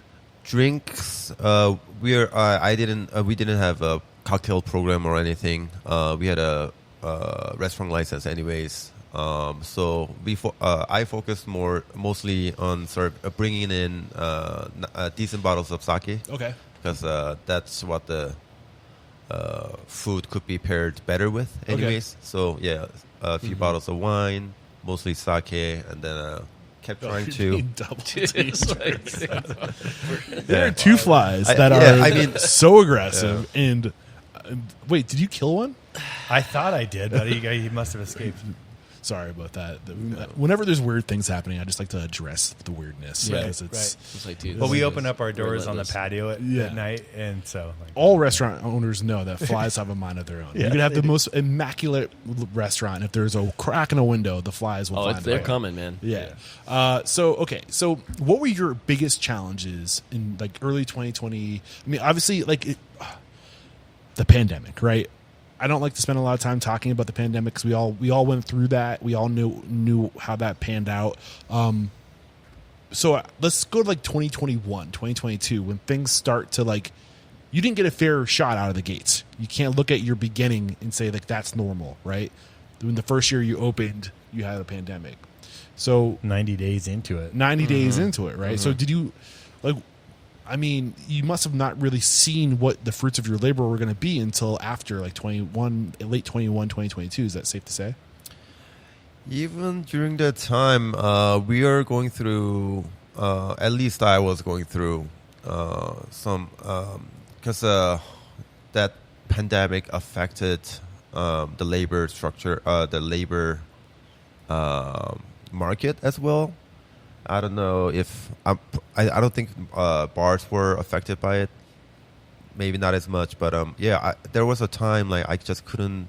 Nobody wanted to work, so it took me a while mass to even exodus. get a everybody team. was getting That was like, everywhere. Sick Yeah. unemployment. Like, everyone was making more money Exactly. than they were at their jobs, man. Right. Yeah. So time flew by. I just try to pretty much survive, and then kept dealing with issues here and there. But yeah, I mean there are just too many things that kept happening one after another. I think it was the same story for everyone. So this is around the time where you guys are all three of you are on the same page because now you're partners, or not partners, but you're neighbors. We were good. I mean, we were definitely friends, and we talked a lot. We talked quite a bit. Right, and you're feeling the same pain. And point. we were running special events together. We were always trying to do something. It's like, I think it's like, again, it's the same story as everybody, like post-pandemic when everyone starts opening up. Like for Salt Lake, I think it was like July, August after the March shutdown. We opened again in August, yeah. But, it's... Then you have like the 6 foot, the distancing thing. So we could seat 6 people. How was it? Waterwich? So you have to make these decisions like, well, we're open, but I can only have X amount of people in a space where typically we make our money by doing volume and packing, like Japanese like trained white glove smashing people in. Yeah. So it's like if you can't do that, and you can only have X amount of people seated. How do you actually make money? So you have to come up with like different ways to elevate, your PPA. And, so everyone had to get real creative. And, like, that's when we started talking a lot during that period because he was also like, I need to get people in here. I need to figure out how to make money. So we started doing a lot of interplay between the two spaces, like basically like selling his menu at our spot. And so we were constantly talking about, like, making sure that we're collabing, so we started doing a lot of collaboration at that time, and I think that's probably where we started working together, we like probably actually working together. Seeded the potentially seeded the idea for our partnership just during that period. And this is 2020 August. Yeah, August 2020. Yeah. When we it's like everybody had to do it. So this is awkward, and like one of the things that I like to talk about on the show is partnerships, is cash flow, is how do you, like you said, three people, 2 businesses that are attached, like how do you make that work, right? So I want to get there eventually, but what I am curious about when you two are partners, right? Matt's out of the picture at this point. No, he was still in the picture. He was still. I think it was 2021 when he powered through the coronavirus. He had the full coronavirus experience with us. Yeah. He was there. He went back to school. We had to make certain decisions though during that period because we also knew that like money was going to be tight. So we actually that was when we took on that consulting gig too. Yeah, and it was either Matt or I going off to this other place to help open another bar or restaurant and get their program up and running. And so the way that it worked out, just literally out of pure happenstance, was I stayed at Waterwich to keep it running, and he went and he took this other gig so we could all figure out how to make money. Got it. So when David moved in next door, were you like, what was like your first impression? Well, I was at the very beginning. We were just stoked to have somebody here. Number one, right? Because the space had gone fallow. The original concept had failed, had moved on, and so we were sort of on an island, and we were really excited about having a neighbor. We didn't really know what was going on. Yeah, there was nothing here, man. There was like no. I think I came in on the second day that they were open, and I was like, "Oh, this is dope." Yeah. Whoa. This is I was really stoked. good. I mean, David and I had known each other for a little while before that, just like through kind of industry friends and homies. And we met through we have a mutual friend who actually owns an amazing izakaya up on the North Coast in California called Izakaya Gama. David Hops and his wife Elise. But we met through them, and I remember we talked a couple times before you opened because you're kind of picking my brain about stuff. You were working. He was out working at a local butcher shop called Beltex at that time. Amazing place. But yeah, I was stoked. So when he was moving in, you already knew who it was. Like, yeah, it's always better to have your friends near you. Right. In these scenarios, we're lucky to have a lot of friends in the neighborhoods. Like we all know each other, and it makes life a lot easier. So like when David was coming in, I was stoked. This is one of the things that I think is one of the good changes that has been. I wasn't around in like the 90s working, in the early 2000s working. I mean, I was, but like not to the, like I didn't give an F like I do today. But it felt like back then there was a lot more animosity between businesses in a community, like competition. Like you're not going to be friends with the guy next door. That's going to be your competition. You got to do better than them. Yeah. But what I love about this story is you guys really seem to embrace the neighbor. Like you weren't like when you came here next door, you probably weren't trying to come in for malicious reasons. You probably were genuinely interested in what was going on. Well, it only adds value to your business, right? And we have the same experience with Central Night Market next door, which is one of the most amazing little bodega store / bakeries in the whole city. When they opened the doors, that space had cycled twice between 2 grocery tenants. And we knew Max and Noah. Noah just through the industry. They'd been in town and cooking all over the place. When they opened up the doors, we immediately were just like, "Hey, man, let's rock and roll. Would you guys want to do burgers on Mondays?" So Burger Mondays had become a thing. If you buy food from anywhere in this development, you can walk in the front door at Waterwitch and eat there. We just wanted that. It makes it a more compelling place for somebody to go and spend serious time. But that embracing mindset, I think, is just so powerful. And I think a lot of people choose a path. Either they're going to be on an island and try to beat everybody and be the best, be number one, or they take this infinite path of like, we're just trying to be better every day. Yeah. And we don't know what that's going to look like, but we're all going to be better. Yeah. And I think that's just such a better way, a more sustainable way to approach business. Well, it's also, it's like we all have to be here every day. And life's a lot more fun when you have your homies around. Right. Yeah, so it's like, for sure. It's like the fact that like Central Ninth Market are our friends is awesome. And then Scion opened and they are our friends, which is amazing. And the Pearl right around the corner opened and they are our friends. Have you ever been accused of being a clique? Yeah. I mean, Central Ninth is actually starting to kind of get like a little bit of a thing. Like, it's kind of weird because we have everything we need in this neighborhood now, so a lot of us don't get out anymore. When the apocalypse comes, we've got everything. It's funny. Like I was downtown for the first time in a long time. I went and watched a little footy match down at Beer Bar, and I was talking to one of the bartenders, and she's like, "Dude, I haven't seen you in forever." I was like, "Well, I didn't see you down at Water." She's like, "Yeah, I don't really get out of my little neighborhood." I'm like, "Me either." Yeah, but that's how it should be. We have like our little like Central Ninth kind of gang. People aren't meant to like. I think there was like this culture for a while where like the millennials guilty, millennial. It became about chasing this food adventure, getting the next gram, right? And like just going and bouncing around and like chasing food for the sake of the food, but not for the people behind that restaurant, to support those people and to have relationships. But I think that's coming back with Gen Z. That's actually a huge part of the ethology when we opened Waterwitch too. Is like we know that we all had a background in cocktails. We knew that we wanted to have a cocktail place, but if you only open something and the idea of what you do is we are going to have the best cocktails, you attract a specific crowd. You attract the cocktail chasers, the food chasers, and that want to come in so they can say, I went to the place, they got their photograph, they put it on Instagram or TikTok, and it's like, well, I've been there and I got the drinks, and so they're always looking for the next place to get the drinks at, but they're not coming back. They're always hunting for the next thing. Yeah. It's like if you want to be relevant for 10 years, 20 years, 30 years, 40 years, you have to create regulars. You have to create 20%. A space that's compelling, that people come in, day out. We need the guy that gets their afternoon beer after their shift every day. Right. And we need 50 of them. Aaron Weslow. Thank you. Yeah. Thanks, Aaron. That fool pays our rent. Well, there's a lot of people, too, that also beat up. I think there's this weird thing happening right now with the drinking culture of, like, it's bad to drink alcohol.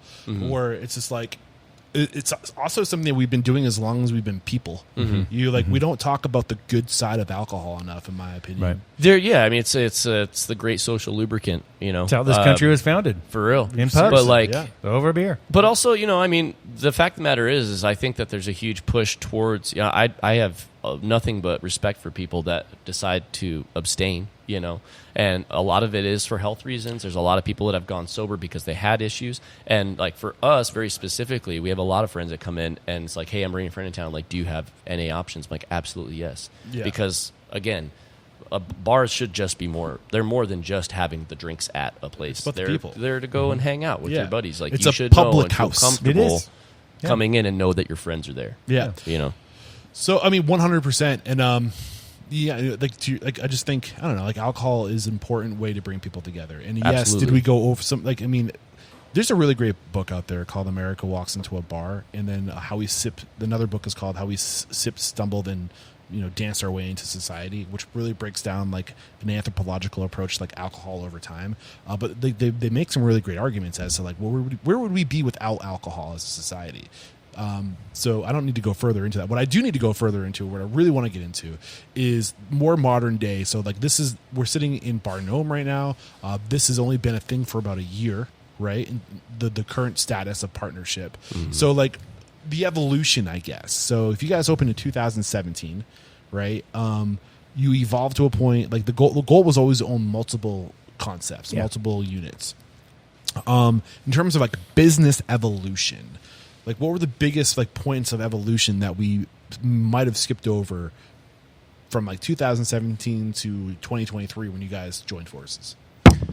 was. Well, I think one of the real inflection points was, it's like a space with partnership is always a compromise, right? I don't want to say designed by committee because that can be really, really bad. But I had a very, very clear idea of what I wanted it to look like. Scott had his own really clear idea of what he wanted it to look like and feel like, and Matt did too, right? And then eventually it just started speaking its own voice, and it formed this spot in the community. So I think the one of the biggest challenges that we ran into was, I think initially was there's a very, very limited pool of employees in Salt Lake City at that point. Now we've got a lot of great young bartenders. It was a lot of old fogies like myself. Right off the bat, our bar staff was our opening staff very old. It was like 30, lot of mature human beings. Like we'll just 30, call them mature 32 human was probably beings, like right? the youngest. Well, no, because we got Ken's when she turned 21. Well, our general manager over there, Yeah. she's 15 times smarter than I was at her age. And we got her when she's she was not even 30 yet. fresh 21. Yeah, shout out to Kenzie Anderson, Yeah, dude. the very best. Mama Ken's, she keeps us tight. So I think that one of the things that we didn't really count on was the expansion of the labor pool that had a thirst for knowledge in cocktails, because it brought a lot of young people, and so that's a completely different universe. Like there is a generational divide there, where they grew up in a lot of ways. They skipped steps that we didn't skip. Right. A lot of them didn't learn about wine and food. Right. A lot of them didn't understand, because we all started off. I mean, the thing that launched, if you think about this, nationwide was wine was having a moment in the 1990s, early 2000s, and that enabled and opened the doors to the culinary aspects of cocktails, right? I definitely pushed hard into wine for a while, I did the whole Somm game for a bit. I was the assistant winemaker for a little bit. I was going to be a wine sales rep. Right. Yeah. And then I discovered podcasts, and I was like, that's like way more fun. Hell yeah. So like the just the general shifts in like how this industry looks. It's very, very young now, which is really encouraging, because a lot of these, and I've learned so much from our younger staff. There's a huge shift in transition when we opened up Bar Nohm. We lost a lot of our old timers, our old stodgy guys. We're like, I don't want to be here until 4 o'clock in the morning anymore. And they were just, we're done. And so that was an unforeseen thing, was that, wow, there's all these young people that are super highly skilled and want to learn really, really fast. And they're completely different human beings than we were. And how do we speak that language? That was a huge sort of cultural change. The other thing was just the scale of it all. I mean, on a busy night over here, Water Witch can run on autopilot through the most brutal nights of the year, massive nights with 3 people, right? Over here, just to open the doors, we got 9 people working. We have prep guys all during the day. We have a cocktail and kitchen laboratory in the back. That's sort of our commissary. It's where we, freeze our own blocks of ice, cut them up. David does all of his whole fish breakdowns, whole animal breakdowns, all that stuff in one area. So were you sharing that space before 2023? No. That was actually a dining area. It was one of the main things we did with our redesign of the space was we took a private dining area and turned it into our kitchen and cocktail laboratory. So that was originally with the very first concept. The first concept had like a private, PDR. like a private dining area. It was sort of an awkward space. Was that Water Witch's space, or was that Bar Nohm's space? No, it was here. That was Nohm's space. So you acquired that when David came on. Yeah. So David was basically, you were just mostly using it as dry storage. Dry storage, employees hangout, family meal. So it sounds like what was going on in the first couple of years is you guys were really building up your people, and then you had this whole new wave of this new generation of people that are passionate about cocktails. Yeah. And I like to say 2 things determine growth. You can agree or disagree, but I think it's people and cash flow. If you don't have those 2 things, then don't even think about opening another restaurant, because you're gonna it's going to be a hungry beast. It's going to need people, and it's going to need money for at least the first year or 2 until it gets on its own legs. Yeah. So it sounds like what you've been doing is really developing the next wave of people that you're going to be able to take and have your quote unquote culture carriers go into the next concepts and stuff like that. Well, we're a farm. We always talked about this. We're not a baseball team that trades for all-stars, really. And I'll take an all-star if I can get one, but we're a farm team. You're the Oakland A's. Yeah, You're looking at numbers. Yeah, we're a farm team.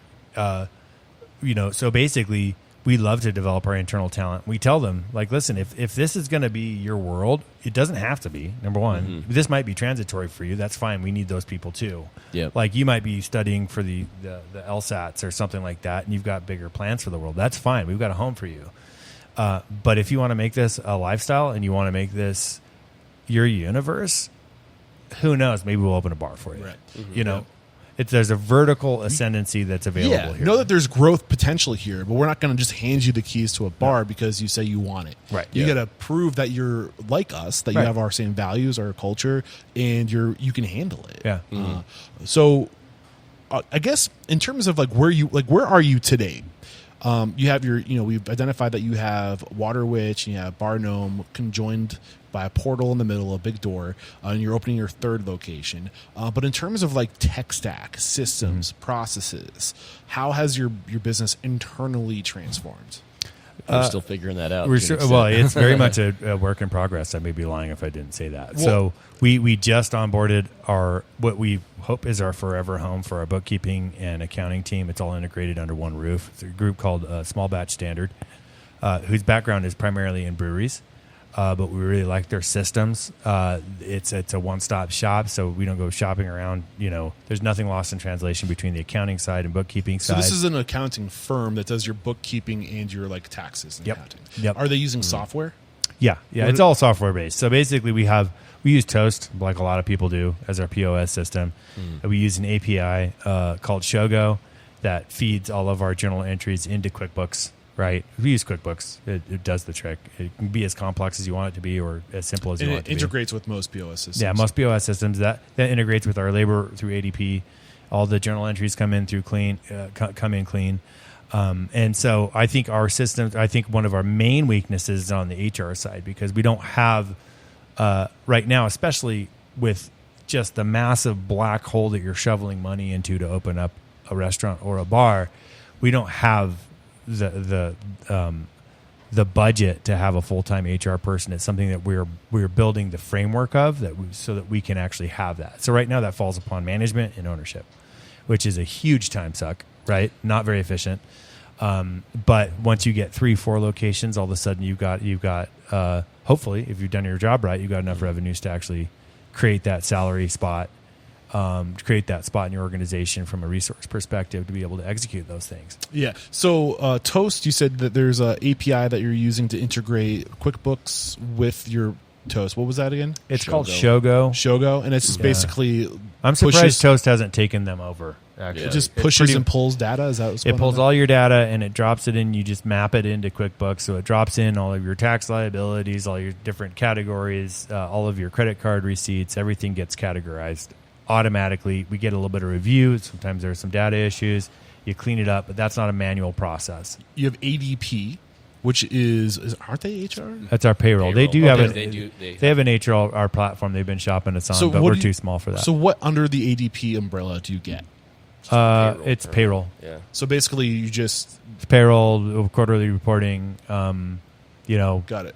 And will this accounting firm that you've taken on, would they not do payroll? They would, but to understand this is the thing. You sort of bake in a lot of your stuff, right? I've had times when I'm not happy with our banking situation, right? But to port 17 accounts between money market, savings, checking to another bank would be debilitating to us. Yeah. And so some of it's sort of baked in. We've been happy with what ADP does. I mean, they're the biggest payroll company in the world for a reason. It's not the most personal experience. It's sort of data. It's what happens when you have a huge company. There's not enough bandwidth for relationships. Yeah, but I don't necessarily need personal. I just need to make sure that everything's taken out right and that we have all of our reporting done, all of our taxes are paid. Got it. It's not super expensive. It works. We like it. We've looked at that, like integrated systems. They have a whole integrated system that includes HR that we could look into. We can't afford it right now. Got it. So right now you're doing the HR in-house. You said it really bogs you down. Yeah. Like, what are the elements of HR that are bogging you down today? Well, I mean, gosh, you talk about 52 employees, all the Department of Workforce Services stuff, unemployment and insurance audits. If there's an issue with somebody, like maybe they have child support withdrawals, things like that. Yeah. It's a lot. It's a lot. Right. because we want to give people opportunities. If you have stuff that's happened in the past, there might be garnishments in there. That's the compliance side of this business. In my mind, is the biggest time suck that yields the least amount of return. Yeah. Are there HR organizations you're shopping around for right now that you think might be a good solution for you? I don't think so. I think I'd rather build our position in house and have somebody that does that. Yeah. Has there been a challenge in the recent past that you've come over with a new system or technology? Well, we thought about switching ADP over to Toast Payroll at one point, and then we heard some nightmare stories and pulled out of that pretty quick. It's probably the cleanest thing lowest hanging fruit would be for us to do Toast Payroll. Yeah. I mean, the objective of this podcast isn't to talk shit, but it's also to talk transparently and openly about the realities, because there's a lot of marketing in, if you have money, you have the ability to buy the message, right? Mm-hmm. So what is the message you've heard? So I think that, truth be told, there's a reason that we use Toast, if I'm being frank and honest. We have actually made feature requests that they have implemented within 3 months, across their entire system. So credit card holds for tabs and bars, it happened like that. They are constantly changing it.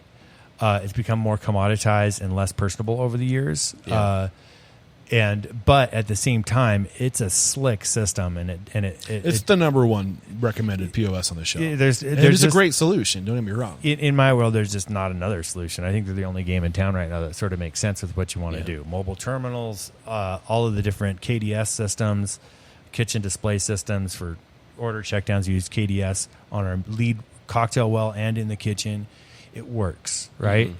And so we've been really happy with Toast. We feel like they've been good partners to us. I feel like their equipment should be free, but I don't think they're going to listen to me on that. But they take our credit card fees. But. So you were talking about the payroll, Toast Payroll. You've heard it's been a nightmare. Well, specifically, I think that was also right early. When it launched. When it launched, and everybody's going to have some hiccups when they first. And now we're hearing much better things. Yeah. It would be a lot easier for us because we run pooled houses, right? Which is highly unusual for Utah. And I don't think we'll ever not do a pooled house for tips. We just feel like it's equitable. We want people fighting over, this is a money shift, this isn't a money shift. That's still going to happen to some extent, but we're a team. Yeah, and we want everybody helping each other out. Everybody helps each other out, right? For the greater and what's good. that process look like? I think that's a great solution to. I think tipping is generally something that should just go away, and I lean in that direction. Just charge what you got to charge to pay your people a livable wage. Yeah, and let's get rid of tipping because it's just a mess. It is a nice notion, but I don't see how that's going to go off on a large enough spell to make it. I think the only way it'll go off is if everybody gets on the everybody has to kind of do it. You can't have one person jumping in, right?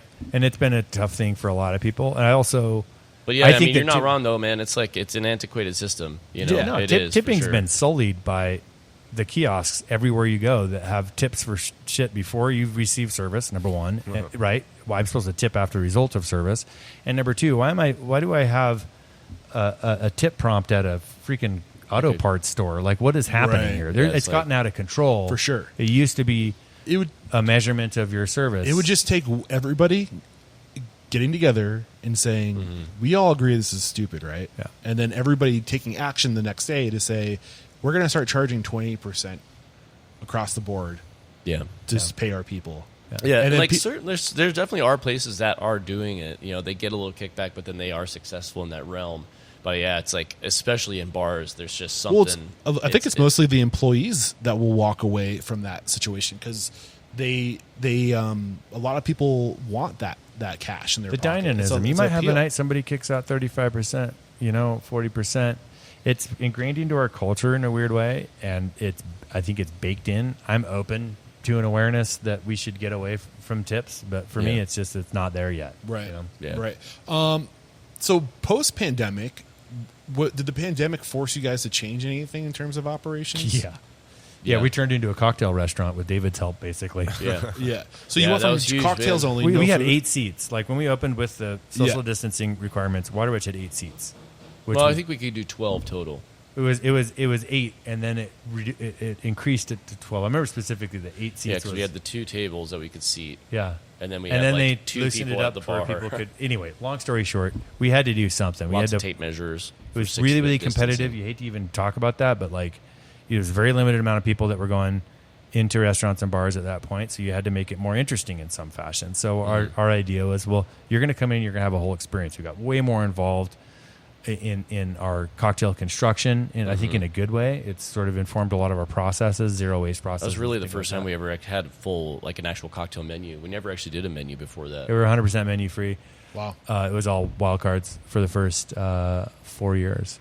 So, I mean, I just looked at the time. I didn't realize we're after 1 o'clock and we have blocked 2 hours. So if you guys need me to start wrapping this up, I can totally respect that. But I mean, I can go for like another 15 minutes if Let's you want do to keep it. going. Let's do it, yeah. Cool. So in terms of like where you are today, are you more profitable today than you've ever been with the 2 restaurants? We are still building Bar Nohm. This is a very expensive build, right? Our projections were about where we wanted to be with our projections, knowing that we have a build process and awareness, right? So, like, I mean, ultimately, I still think that there's less than 3% of the valley that knows that we even exist. So you're always building something. It's helped a lot being next to Waterwitch. Waterwitch is performing beyond our wildest expectations. We didn't think that it could sell in a space like that. We could sell more than, $850,000 at peak, and we'll hit 1.1, 1.2 this year. And in pure revenues, and that's a lot of cocktails. Yeah, that's a lot. That's a lot of cocktails for a tiny space. And we feel like Nohm, when it's running at full capacity and really running on all cylinders, we feel like it can do similar numbers per square foot. Yeah. So we've had glimpses of it. Yeah. So David, Scott and Sean kind of approached you and said they were kind of courting you for a while, like suggesting that maybe that you guys should do more. What, sorry. What? So it sounds like Scott and Sean were kind of like courting you or approaching you, planting the seed in your mind that like we should do something beyond just being neighbors. At what point did you say that's a good idea? What sold you on becoming a partner? I mean, as soon as they brought it up, it was a great fucking idea. But I thought they were joking. Okay. Yeah, because like it's just serious. It was like a hard during the conversation was happening during the hard time. First of all, and then we didn't know what was going to happen with the market and all that. And then so like I mean because for me too. I briefly mentioned earlier that I opened Nohm with the restaurant license, restaurant liquor license, but only if I don't know Beer, how much wine. Yeah, Beer, wine, you can do liquor. It's just Yeah. there's more restrictions in Utah on restaurants. Okay. But I don't know how familiar you are with liquor the scarcity of a liquor license Not here at all. So I didn't even try to get a bar license. But if it was readily available, I would have gone for a bar license. Because that fits more with my concept that I wanted to execute. So when you are choosing to partner with Scott and Sean, you're not just getting Scott and Sean, their skill set, their what they bring to the table as people, but also you're getting their assets, which is a bar license. Yeah. That's part of it. Yeah, we expanded our technical premises so that this is basically one big bar from a licensing perspective with 2 concepts. Got it. So I'm just trying to think. What about like navigating the partnership? And this is where it gets weird. Like, and I'm willing to talk about as much as you're willing to talk about. And if you're not willing to talk about anything, just tell me, Eric, too personal. Well, I can't stand this guy. Yeah. That's for sure. That's fair. But like, how do you like? I think what gets people kind of in trouble early on is like they know they can't do it alone. They know they need help. They know that they could probably use a partnership, but they don't even know how to have that conversation. Like, how do we cut this up? Like, what's reasonable? Like, what's fair? Yeah. Like, how do you do that? Like, and only with 2 locations, right? We got to sustain 3 ownership salaries. Like, what is your advice for people trying to do what you've done? Don't quit your day job if you got one. Yeah, for sure. As much relief you can take out of the money question as possible. If you have other ways to pull in money, do it. I think also not just pulling in money, but getting rid of liability. Yeah. I think a lot of people have a lot of shit they don't need. Yeah. Like big, nice apartments and new cars and like what So you got to live lean sometimes. get rid of everything. Sometimes you do. That's every now and again when you can see it coming from a mile away, and it's just like you kind of know it's like, all right, time to tighten the belt. Yeah, this looks like a $250,000 month. Maybe I won't buy that. Maybe I'm not going out to eat I'm it not all. going to buy that Lamborghini quite yet. Yeah, Right. not yet. So getting lean, or I said to get lean. You said.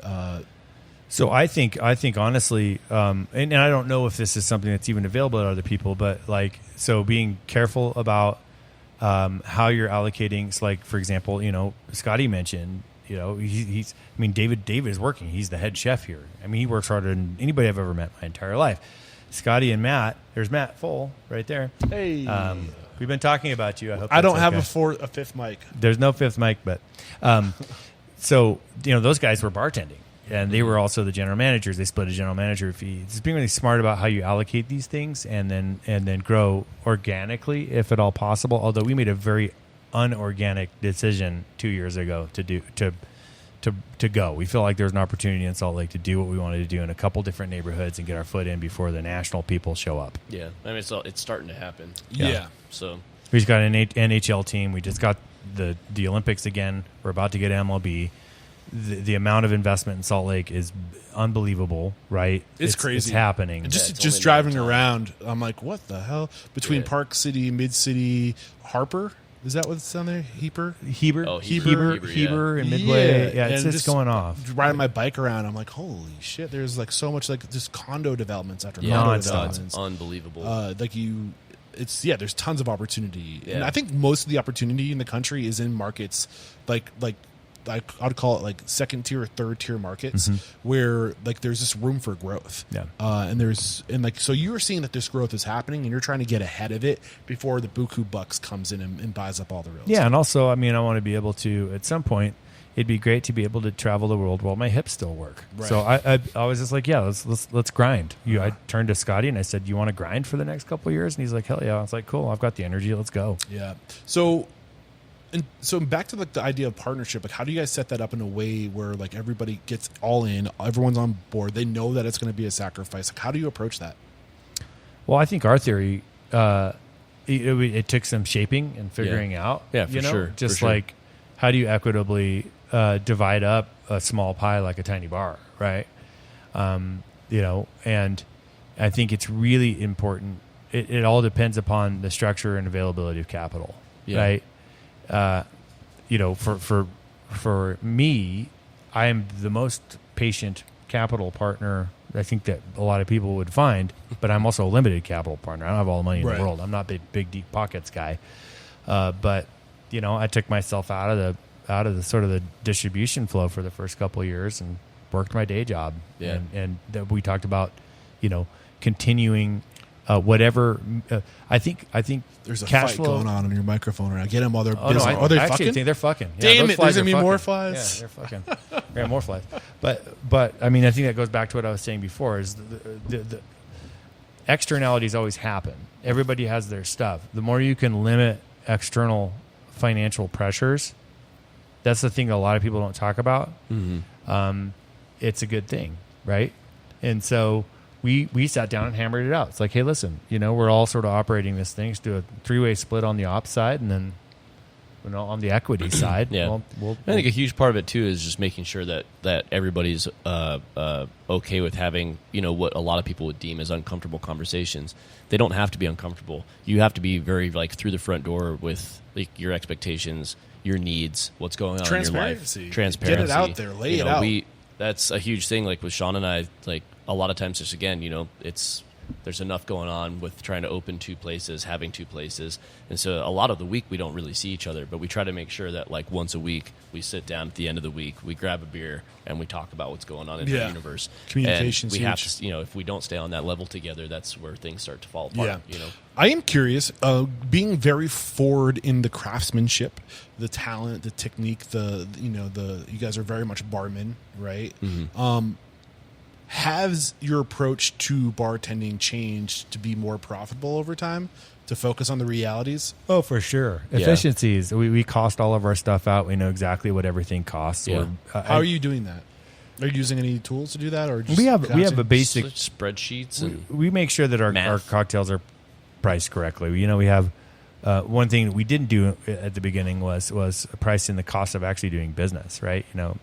Insurance across the board's gone up by 20% in 2 years, right? So factoring all the liabilities. The whole business has to be priced into the stuff. And just every dollar that you make, a portion of that goes to everything. It goes to staff. It goes to fixed costs. It goes to everything. Yeah. So you have to break that down in a percentage and make And we sure have that we have loss leaders. It's like we're known for our Ray and Nephew daiquiris, our Ray Dax over there, and we're not going to make that a $13 cocktail. It makes no sense. What about batch cocktailing? So, can't batch in the state of Utah. That's a dirty word, pal. Dirty word. Can't say that here, so dude. Practical. I know. Oh, it's the most practical thing Utah, in the world. come on. Get your head out Dude, of your ass. believe me, we're trying. We push, but We have an opportunity to move the needle on a lot of these issues based upon, because the only thing that they care about is money up on the hill.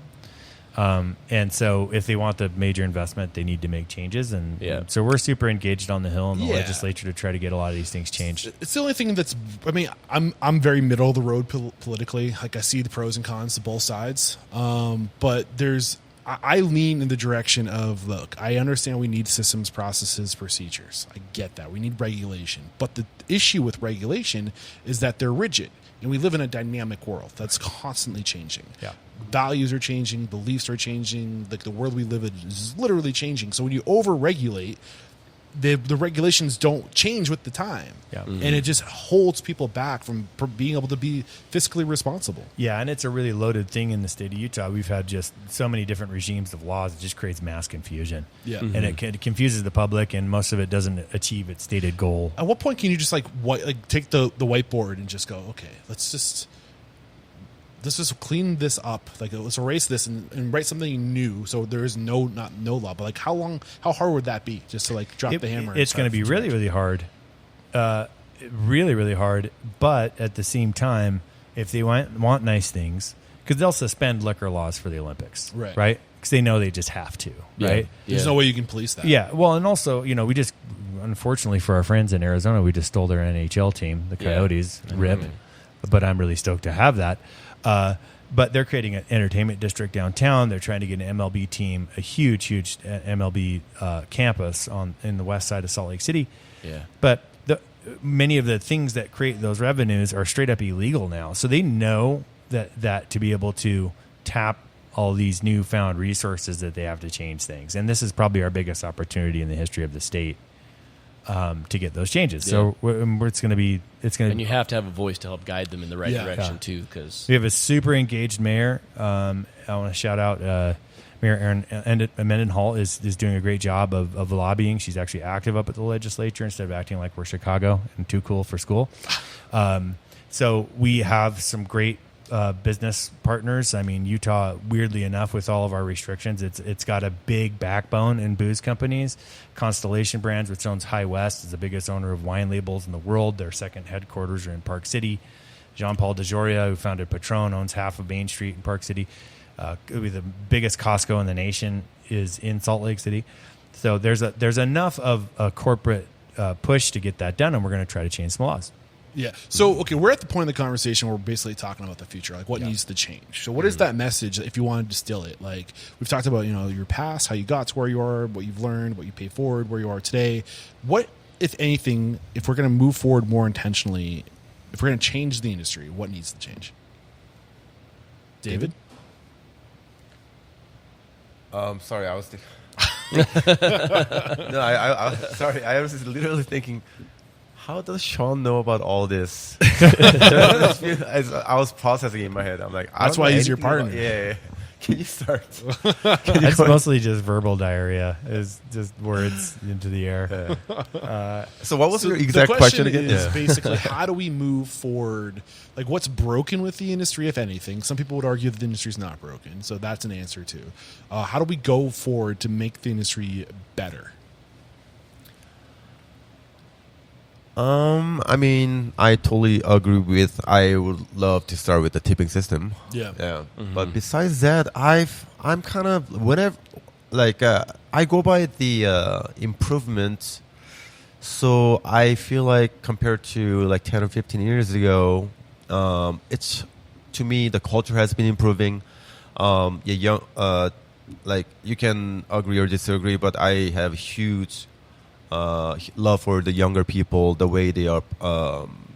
I think we have a group of young people that are so passionate. They have great work ethic, great attitude compared to some of the older people. Actually, even myself, I lost that attitude. But I'll try to get it back. So yeah, I think it's only been moving to a better direction that I kind of envisioned from a long time ago. So I think for me, I would have to see. I can't really pinpoint one problem that's only gotten worse. Right. So yeah. Awesome. I think things have generally been improving. I don't think I could ever say that hospitality, like the system that we live in, is broken. I think that we live in a constant state of evolution and change. It has to continue to advance. It has to continue to change. That's just what it's always going to do. Yeah. I think that there's always going to be good and bad as we continue to advance through the years. It's David's talking about a lot of the younger people coming in. There's a lot of a different way of thinking that. Kind of the more the youth, kind of coming through our ranks, they see things in a different way. I think it's very, very smart to constantly be adjusting your vision of how you look at your staff, and you have to constantly adjust with young and fresh ideas. Right. We very specifically at day one, with early on with Sean and I and Matt, with Water Witch was listen, you guys are all coming here. And yes, we are running the show. Yes, this is our concepts. And to an extent, we've been doing this a lot longer. And yeah, we do a better job. That's why we're doing this. But we're not going to just sit here and not take, if you have an idea and it's banger, we're going to take it. We're going to listen to you. Yeah. No matter what it is, if you think that there's a way to do something faster or more efficiently, I want to listen to you. If you think there's a way to get better guest engagement, I want to listen to you. We don't have all the answers. And I think that it's really important sometimes when you've been doing it for long enough to not feel like you have all the answers. You have to be open, and you have to be willing to advance. You have to be willing to adapt and to change. You've come a long way, Scott, from that young guy who just wanted to be. Dude, everybody was cocky when they're young. Once you get good at something, you think you're the shit. Yeah. It's and then you just need somebody to knock you down a couple pegs, and you have to open your gaze a little bit and be willing to kind of take some criticism, take some advice. Yeah. I think everybody that succeeds in hospitality, the people that do the best are the people that are best at taking criticism. Got it. Do you want to add anything to that, Sean? Sure. Yeah. I mean, what we would love to see, what I would love to see, where our industry is going is if we talk a big game about this being a sustainable enterprise, and not only that, but a source of business. Something that you can grow up and do, and potentially teach your kids to do. Yeah, create a career. Create a career. We gotta do way better treating this like a career. We're working really, really hard within our organization. We're still very, very, very not performing on this level quite yet, but we got to provide health insurance. We've got to help our people understand how to budget. We've got to help our people learn how to save. Get organized. One thing we've done really good at is that we are an open book. If somebody wants to see our numbers, we have somebody.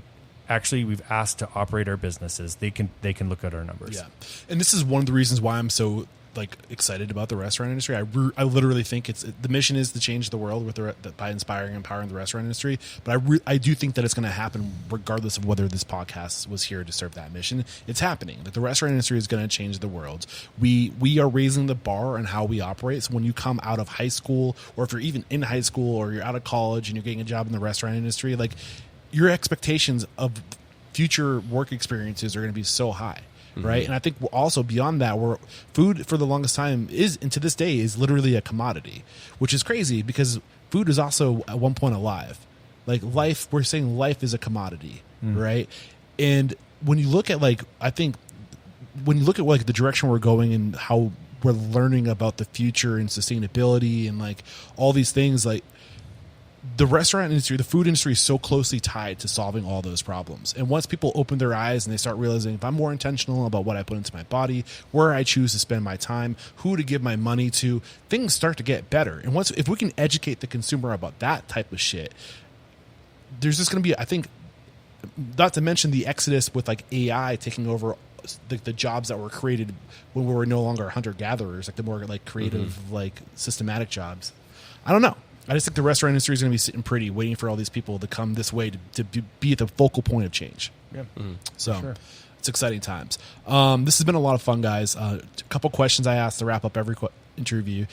They're tailored towards one person answering, so you guys can triple team these if you want. What is one thing about the business, a value, a process, a system, a belief that's truly uncommon and makes you unstoppable? Can you say that again? Sorry, It's I got distracted. It's something. So, what is basically something that is unique about your businesses that makes you unstoppable? Well, I mean, again, the biggest thing that I Water Witch is sort of, it's my first foray into this world, so I probably think about it the most. But again, I think that what has brought us a lot of success. It's one of the things I tell a lot of people too, if they're getting opening bars or they're bar manager, new to the game, whatever. I think that we have always, no matter what, we're always going to focus more on creating culture and environment than we do on the product. Product sales are going to come, but what makes people come back?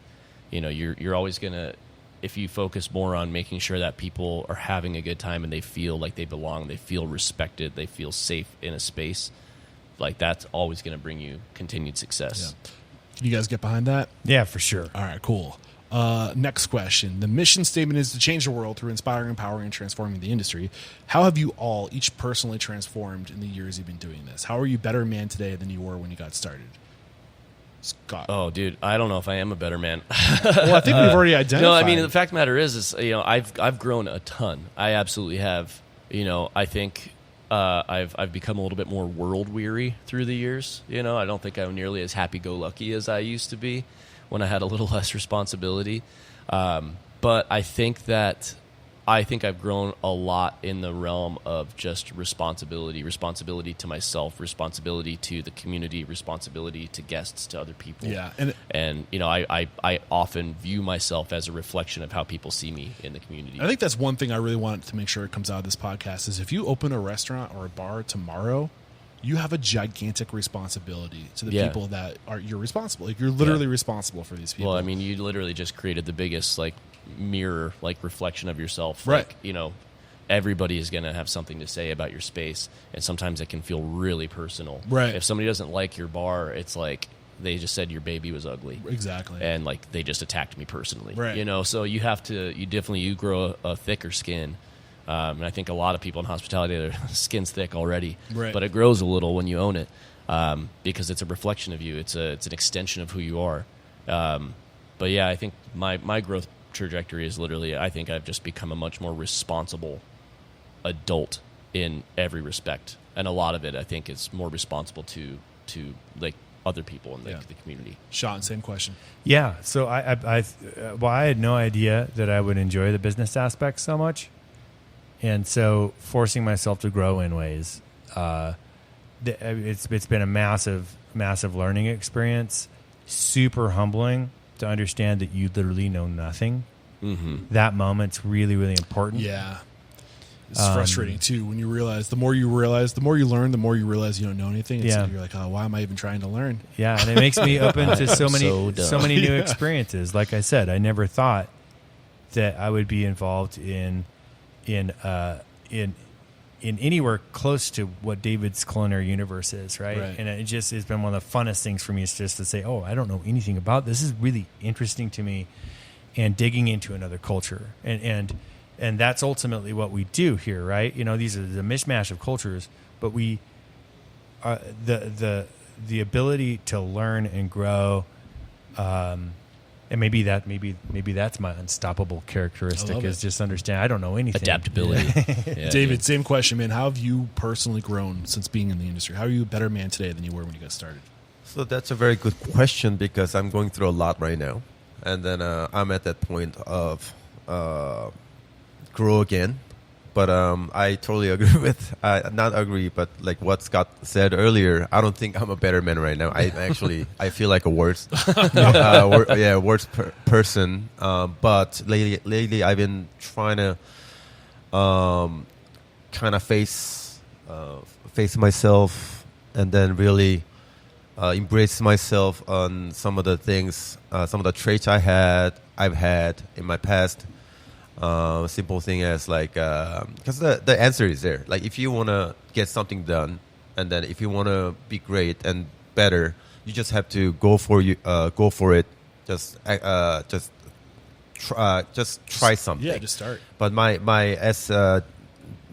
partners Scott and Chon know sometimes I think too much, and then instead of going for it, I kind of get hesitant. Paralysis by analysis. Yes. So lately I've been thinking a lot. Like I just have to just accept it, and then move forward, and just as answers It's very out there. Buddha of you. Yeah. So.